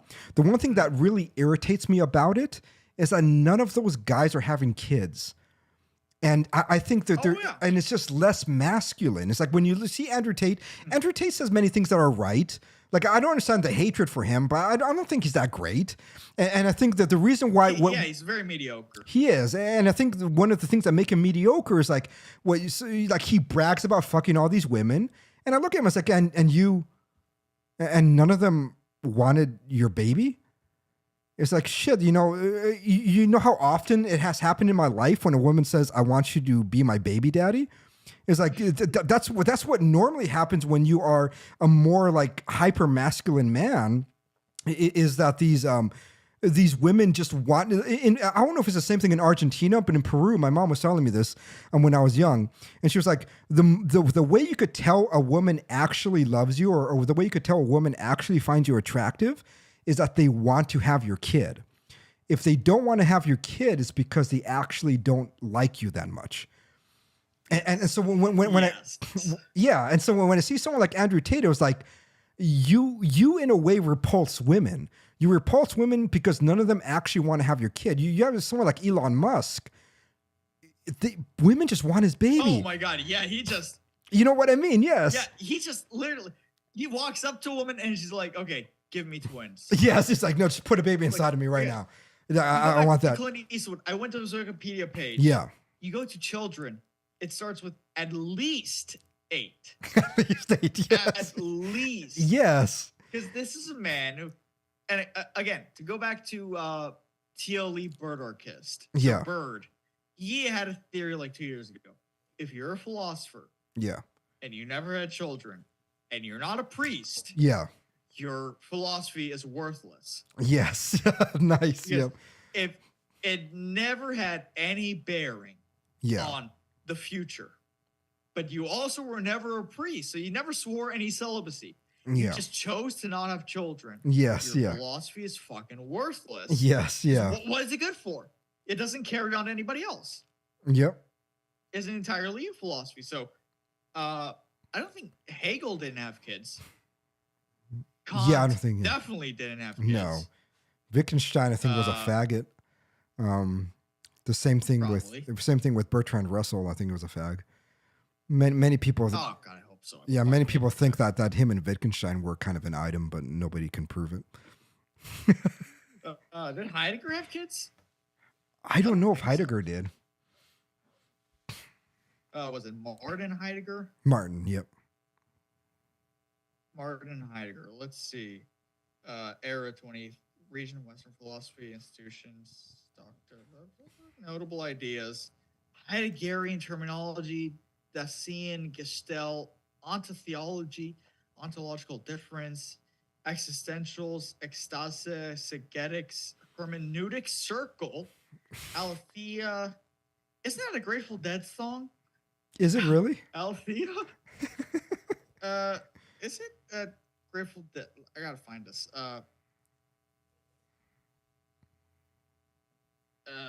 Shit.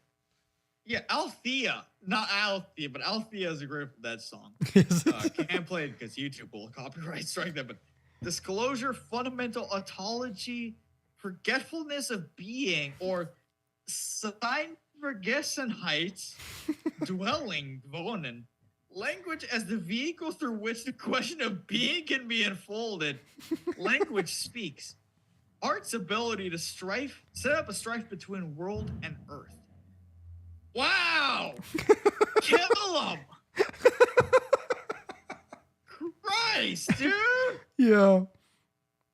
If you were known for your contributions to hermeneutics and existentialism, you don't deserve to be in the canon. Disappear. Yes, yeah. No, I agree. Disappear. I don't know, because you're not an economics guy. Are you familiar with Ludwig von Mises? Yeah, I'm familiar with him, actually.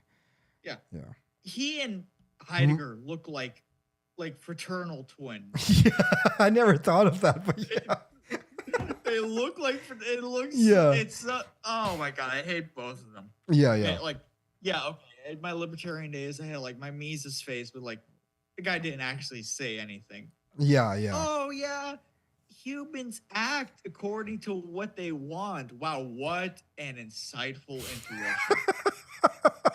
Great. You tell me if I want something, I act in accordance with that. Wow. Yeah. I'm sure no one ever thought of that before, right? No, wow. yeah.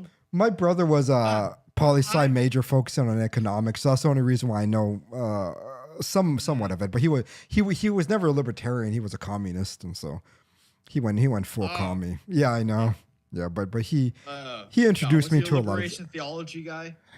Somewhat, yeah. He never called himself that, but yeah, I would say his communism was closer to that South American liberation theology than like European communism. Oh no. Yeah, I know, it was bad. Oh, that's terrible. Yeah.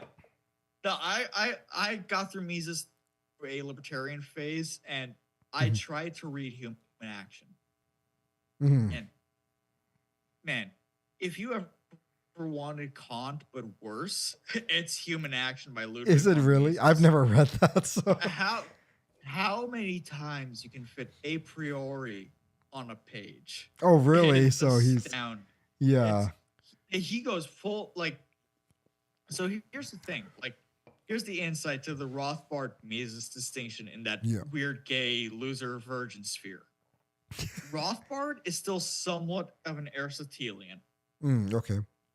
because he had that Ayn Rand influence. He had some natural law influence. Yeah. Eventually, Hans Hermann Hoppe takes influence from the Spanish scholastics. But so is that why is that the point. reason why so many Catholics like Hoppe, the libertarian Catholics? Yeah, there Okay. is. Yeah. Yeah. If you read or you listen to Democracy They Got It Filled, which I don't recommend because it sucks. Yeah, yeah. It's like, yeah, a monarchy's better than a democracy, but anarchy's better than all of that. What's your proof? You don't have it. Yeah, yeah. But he does draw from like Bertrand de Juvenel and from the Spanish scholastics and all that. So there is some basis in actual political philosophers and actual, theologians and all that. So, but Rothbard draws somewhat on Aristotelian thought. Mises is a pure Kantian. Oh, okay. He loves Kant. There's nothing else there. Yeah, yeah. Man learned the term a priori and just went with it. Yeah, yeah. And if in my purest libertarian phase I couldn't finish Human Action, let that tell you something. It is the worst book. I could probably read City of God and get through it. And not. I could never get through Human Action. It is that fucking bad. Yeah. No, Kant, yeah, if it's similar to Kant is a rough read. I've read the ones I've completed was Critique of Pure Reason and Critique of Judgment.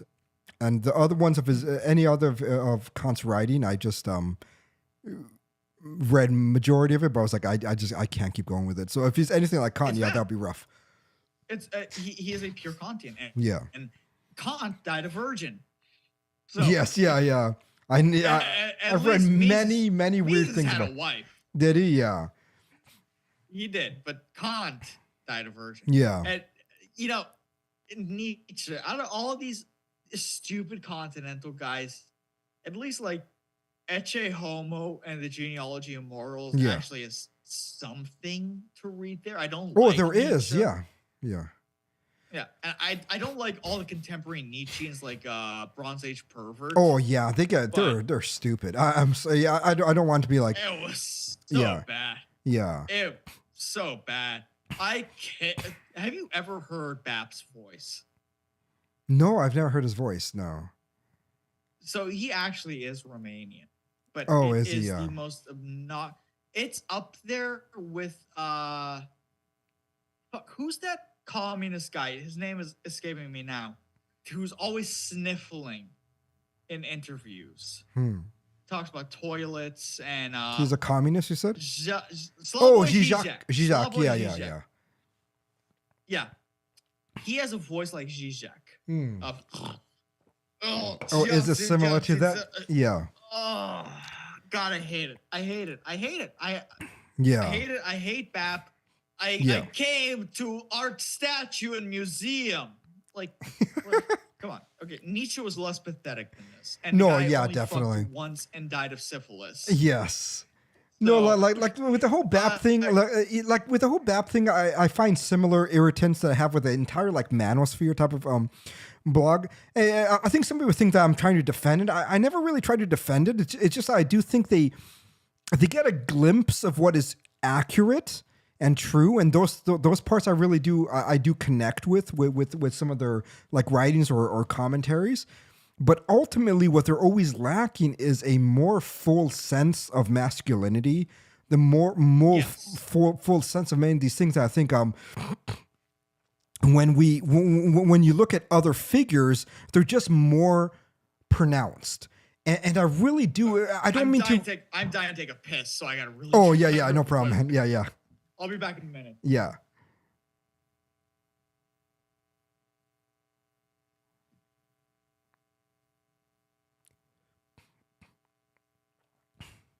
For anybody listening, we will continue pretty soon. Hopefully you're enjoying this. And if Grant listens, hopefully you're enjoying England as you abandoned the podcast for your vacation.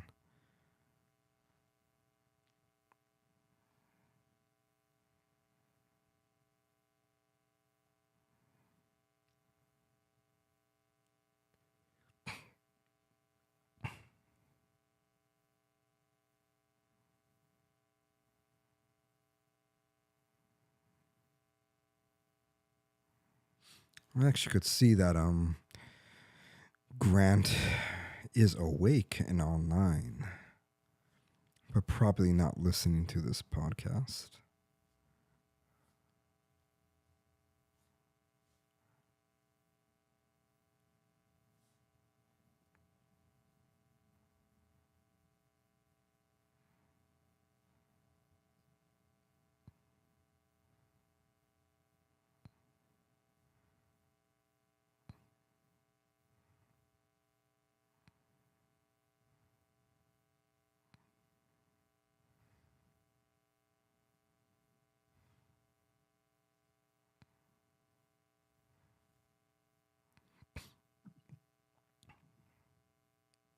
Ugh. Saw that that Grant is on fucking Twitter. Yeah, it's like it is insane to think about. It's already like 10 in the morning. Yeah, I He's been know. Texting me. Has he? So has he listened to the episode or no? He did. He did. He was like, haha, good call recording with Jeremy. Sorry I was asleep when you guys set it up. I told him it's going well too. He said, yeah, I checked out for a second. Glad it worked out. Oh, man, but yeah.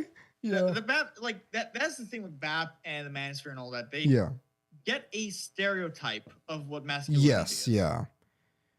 They work with that in their head. They get an idea of like, it's basically like watching a Schwarzenegger movie in the 80s and thinking like, oh, that is exactly what masculinity is. Yes, yeah. So they're like, currently the BAP sphere is obsessed with raiding pirate bands. And oh wow, that's bad. It's like, it's getting more pathetic.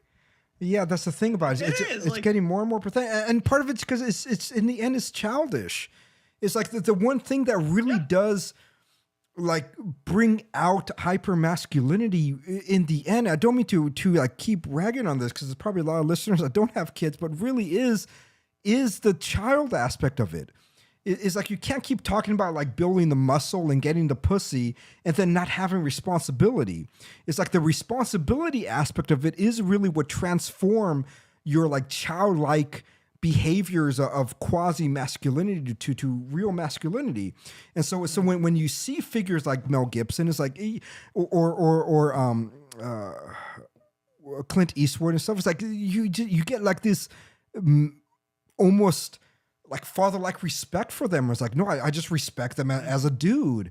And the more that they never bring up the whole child thing, it's like the more that they defeat their own movement.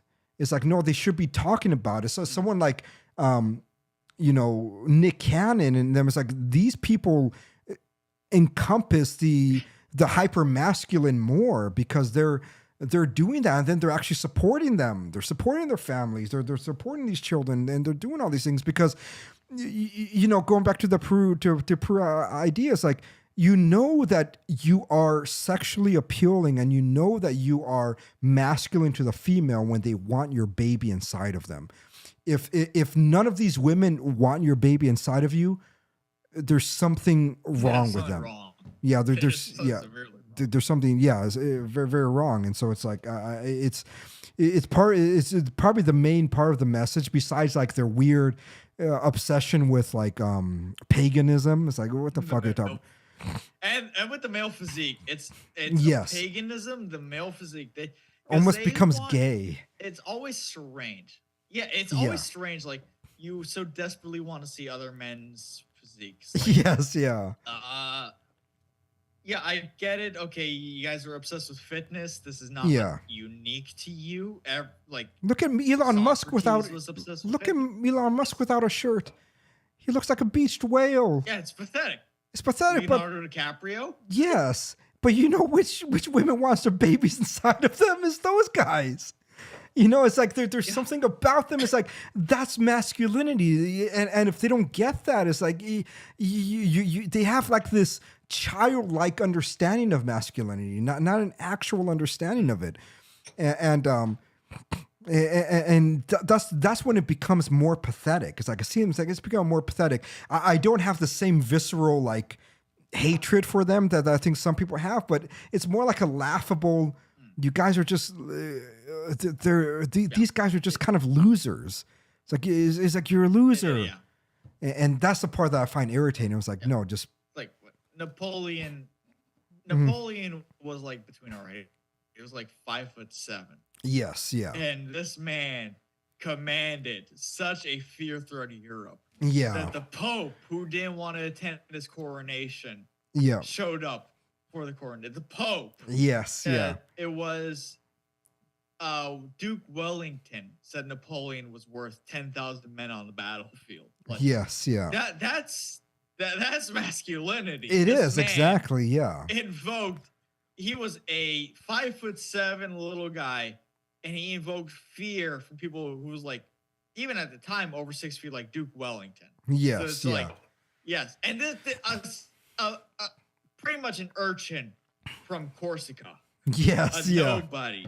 Yep. Who served in the French military after the revolution. Like, yeah, it's insane. And yeah, like Elon Musk looks at a woman and she wants his babies. Because look at that latest one. It's like literally just his assistant, and he knocks her up. Clint Eastwood, at least 8 fucking children. Yep. And you know, I looked it up recently to see what was the French national anthem before Le Marseillaise. Or what was it? Because I was curious. Yeah. Did they have one? And turns out, yes, the March of Henry IV. And the lyrics are the most French thing I've ever heard. Long live Henry IV. Long live this valiant king. This fourfold devil of 3 talents. Of drinking, fighting, and womanizing. Of drinking, fighting, and womanizing. The hell with wars, grudges, and partisanship. Like our fathers, let us sing as true friends. Clink the glasses, the roses, and the lilies. Let us sing the refrain. They will sing in 1,000 years. May God maintain his descendants in peace. Until we take the moon with our teeth. Long live France. Long live King Henry. To Reims we dance, singing as they do in Paris. Long live France. Long live King Henry. So they were literally just singing about how their king could fuck. Yes. And he was just a fucking womanizer. Yes. Dude. Like, and the beautiful thing about like that is what you lauded. These older, like more womanizing type of dudes is that they were populating the planet. They were like having all these kids. And I think that's the part that I really, really dislike about like the contemporary, you know, polycule and all that shit. It's like, you guys are losers. Yeah, you guys are losers. And you know, it's like you're ugly, you're gross. You're not just, it's not that lion down the crypto market. Yeah. It's ugly, gross people. It is. It's disgusting. It's not anything like that animalistic guy who has like his empire, his pride or whatever. It just has his women and his children everywhere, and he's producing something. That's a kingdom. Yeah. Compare the Wolf of Wall Street or the guy that Ray Liotta is doing in Goodfellas. Right, Sam yes. Bankman-Fried of FTX. Yes. And it's like, he got a girl who was, because they found her Tumblr account and they found her dating profiles. She had both oral and genital herpes. And said it in her dating profile. And then they found her weird, like, so you guys had Yarvin on this show. Yeah. And Yarvin back in the day worked on, you guys really should get that again. His Baltimore accent was insane, but he used to work on this like social media thing called Urbit that is still used by like tech nerds. Yeah. And that woman that he blew it all on with the 2 types of herpes was on there and talking about like this weird guy, this weird looking motherfucker being good in bed, and it was like she was. It is it's worse than a telenovela. Like you could not write this. Yes, yeah. Because she's like, she helped him scam people out of millions of dollars worth of crypto. Wow. And then she's like, yeah, I'm the victim. You know, I don't know why I did it, but he was good in bed. And you look at this guy, he's got a Jufro like this. And he's built like the Pillsbury Doughboy. And it's like, oh, that's good in bed? Yes. That's good. I must be a fucking sex god then. I must be fucking Eros. Jesus Christ. Holy shit, dude. No, Like, there's you know, I don't know if I might have children in Ecuador. I might have children in France. I don't know. yeah, you know, of course, out, right? Yeah. I think I do. I might. I didn't use condoms. Yeah, of course. I meant condoms. Yeah, that shit. I never fucking use that shit, man. That's for fags. No. Wow, that's why I got like fucking 20 kids. Fucking every episode, you got a new fucking baby in the studio. I see. This is Luis Andres Mijito Romero Cubas. He is new. He is new to the family. He will run a ceviche restaurant.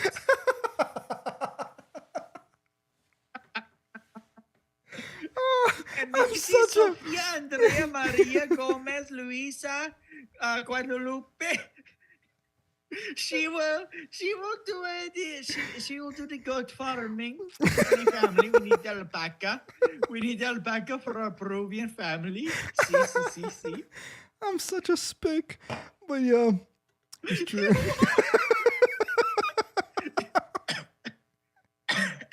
Jesus Christ. Okay. Fuck, I'm trying to get off cigarettes, but I'm laughing so hard that my smoker's cough is coming out. Oh, man.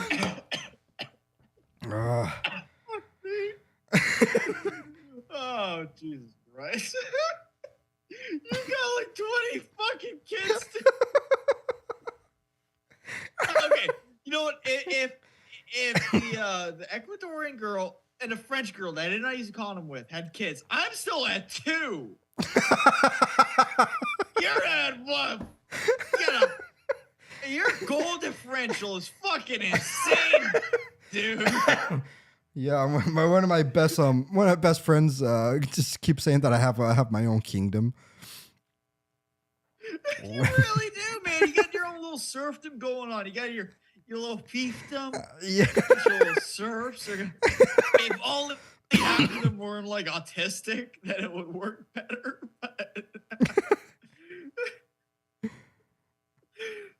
Oh, Christ.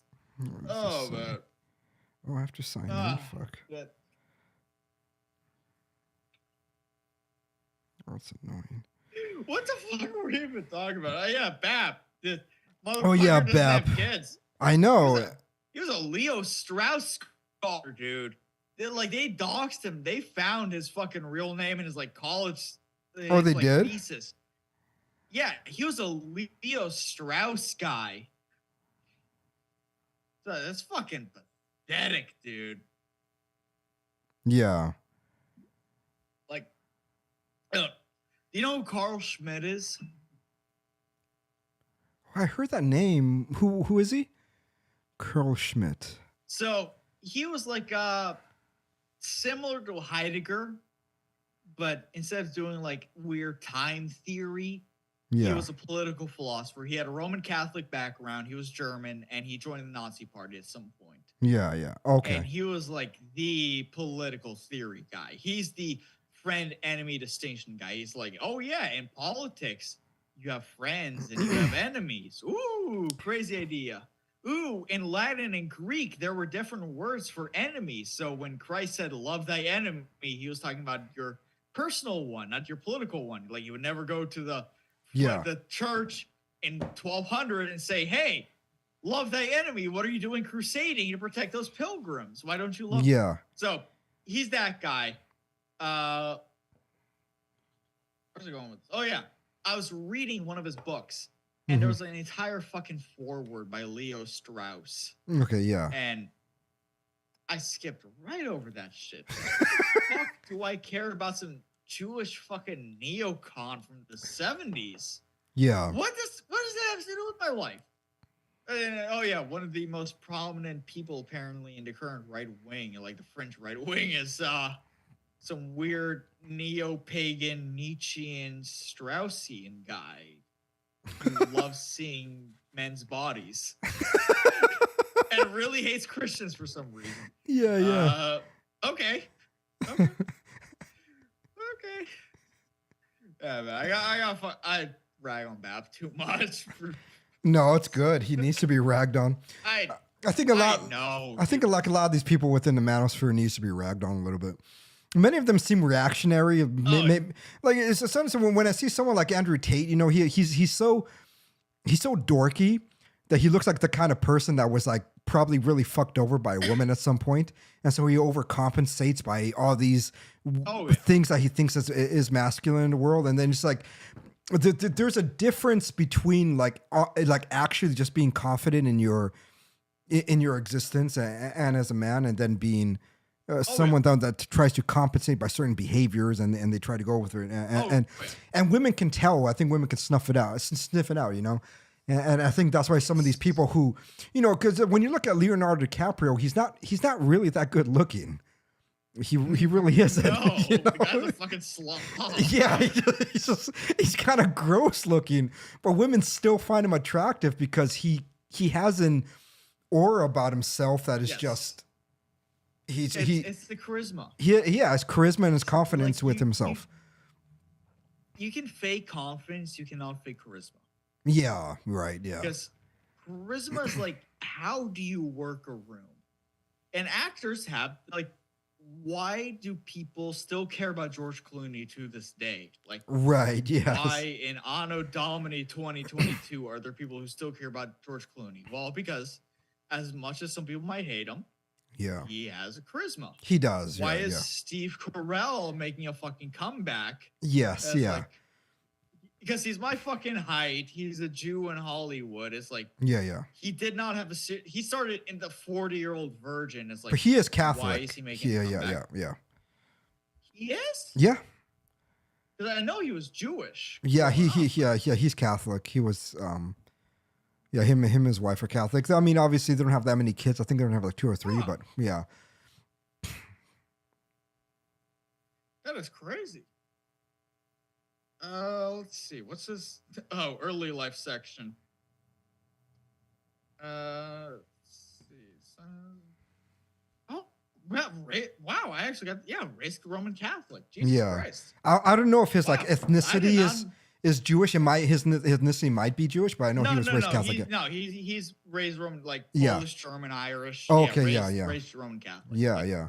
No, I got that wrong. But wow.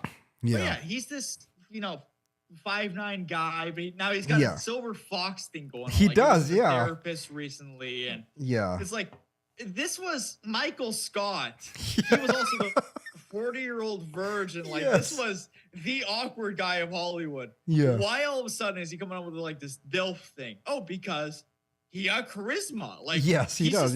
He's got that charisma. Yep. Yeah. Why do people still love Mel Gibson? Yes. After every crazy, because he's got that fucking He charisma. does, yeah. Like, you see Mel Gibson, it's like, for every anti-Semitic thing he said and every crazy voicemail he's left, my family still loves getting together on a Saturday night and watching a Mel Gibson movie. Yes, yeah. It doesn't matter. It could be Lethal Weapon. It could I be know. Patriot. I love the Lethal Weapon movies. Yep. Oh, dude, Lethal... Yeah, because he doesn't even have to act; he just gets to play insane. He's amazing in those films. Yeah, I haven't seen one for many years now, but I gotta watch it again. Stu? Yes. Oh, he was great on Father Stu. He just knocked it out of. Like, I know. So yeah, it doesn't matter what the fuck Mel Gibson does. Yeah, because he's got that fucking charisma. He does. Yeah. But Andrew Tate does not have that charisma. He doesn't have the same way. So obviously a fucking. If a man can smell the put on, then a woman You can Yes. smell that put on from It's, 5 it's, it's, miles it's like away. 'Cause you could look at Mel Gibson know. like in part of his prime, you know, like in the 90s or even like up to like Braveheart. You see Mel Gibson and you see the way he talks and carries himself. There is a vastly different masculine feel that he has than someone like Andrew Tate. Or I'd never seen BAP, but like reading BAP and reading these people is like they are overcompensating for something.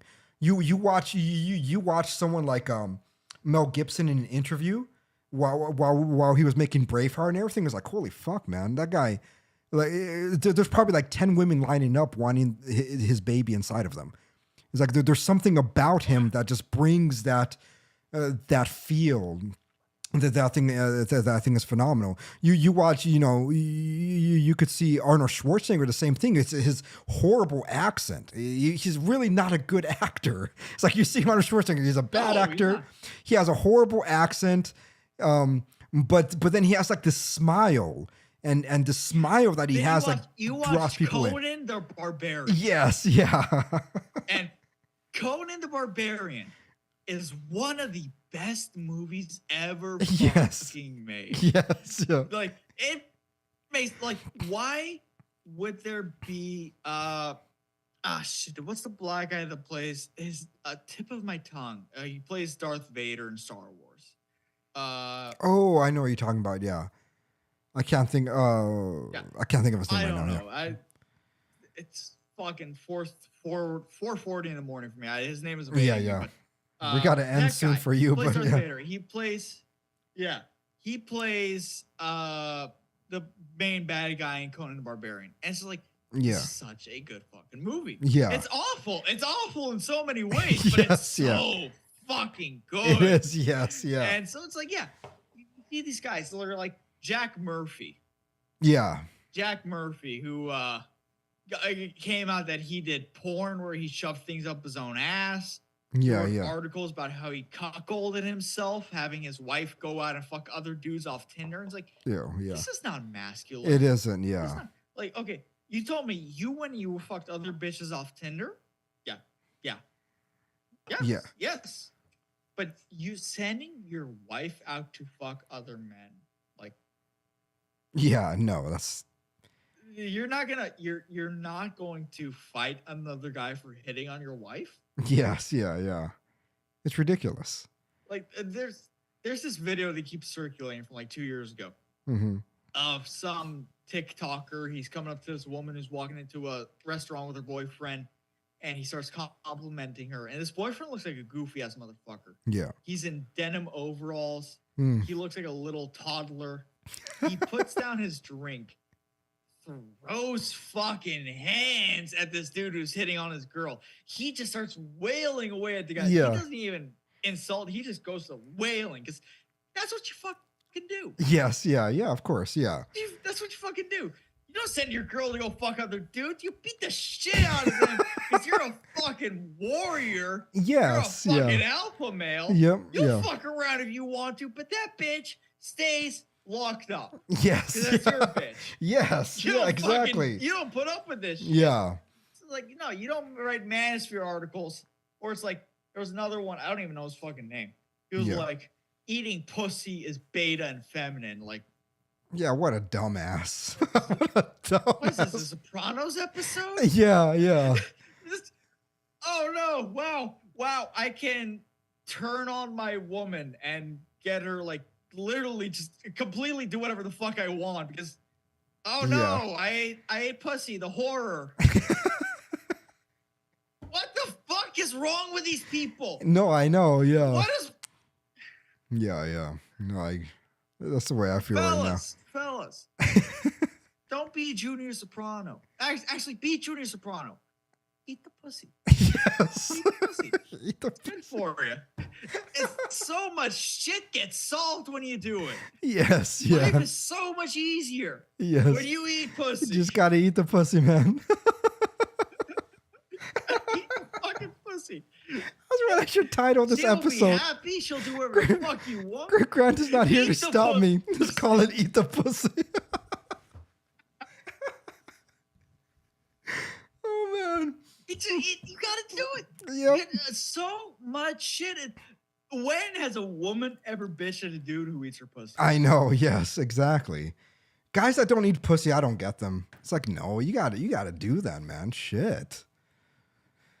All right. Yeah. I know it's 4 a.m. for you. Go down on your, yeah, almost 5. But if I'll leave on this. If she goes down on your sweaty, nasty fucking cock, yes, you can do it. Of course. Oh yeah.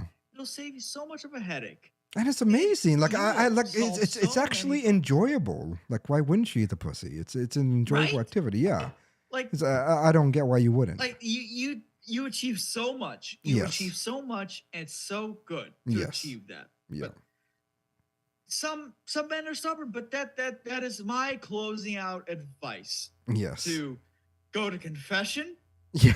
To repent. Yes. And to eat pussy. Yeah. That's all I got for you folks. Because I was raised in a South American household. Mm-hmm. My Dutch dad was a degenerate. My French grandpa was a degenerate. Yes. My mom has encouraged me to fuck around. She has told me that if I cheated on my wife, she would help me out. So, folks, I don't got good advice on how to be a good person.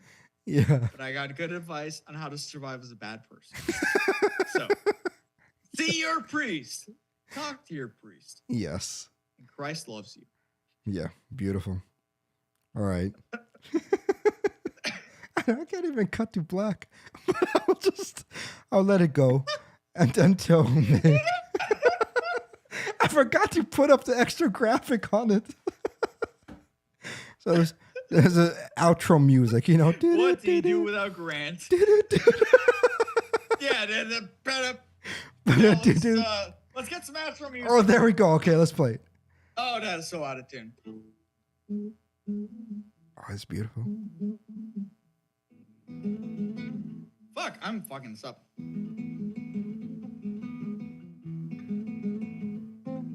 It's like for 20 seconds.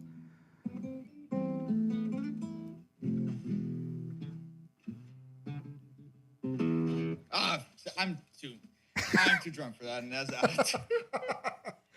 I'm better at flamenco than that. All right. Hopefully people enjoyed this episode. It was fun as usual, Jay. I think that was fucking great, man. Thank you so much. Yeah, it was great. Man. That was fucking amazing. I still got one more week without Grant, so if anybody else wants to join next week, it'll be fun. Dude, I regret that I couldn't fly up to Alaska. Oh, yes. Yeah. Turns out I was going to go to Israel for my sister's wedding. That didn't happen. Oh, it didn't? Damn. Family shit, so. Yeah. I could have taken that fucking weekend to go to Alaska, but we'll get that shit figured out. Oh, I know. We'll yeah. There's always time. Yeah. All right, man. Oh, yeah. You have a great evening. Or dude, I'm gonna morning, I guess. It's 5 a.m. Great morning. Bye.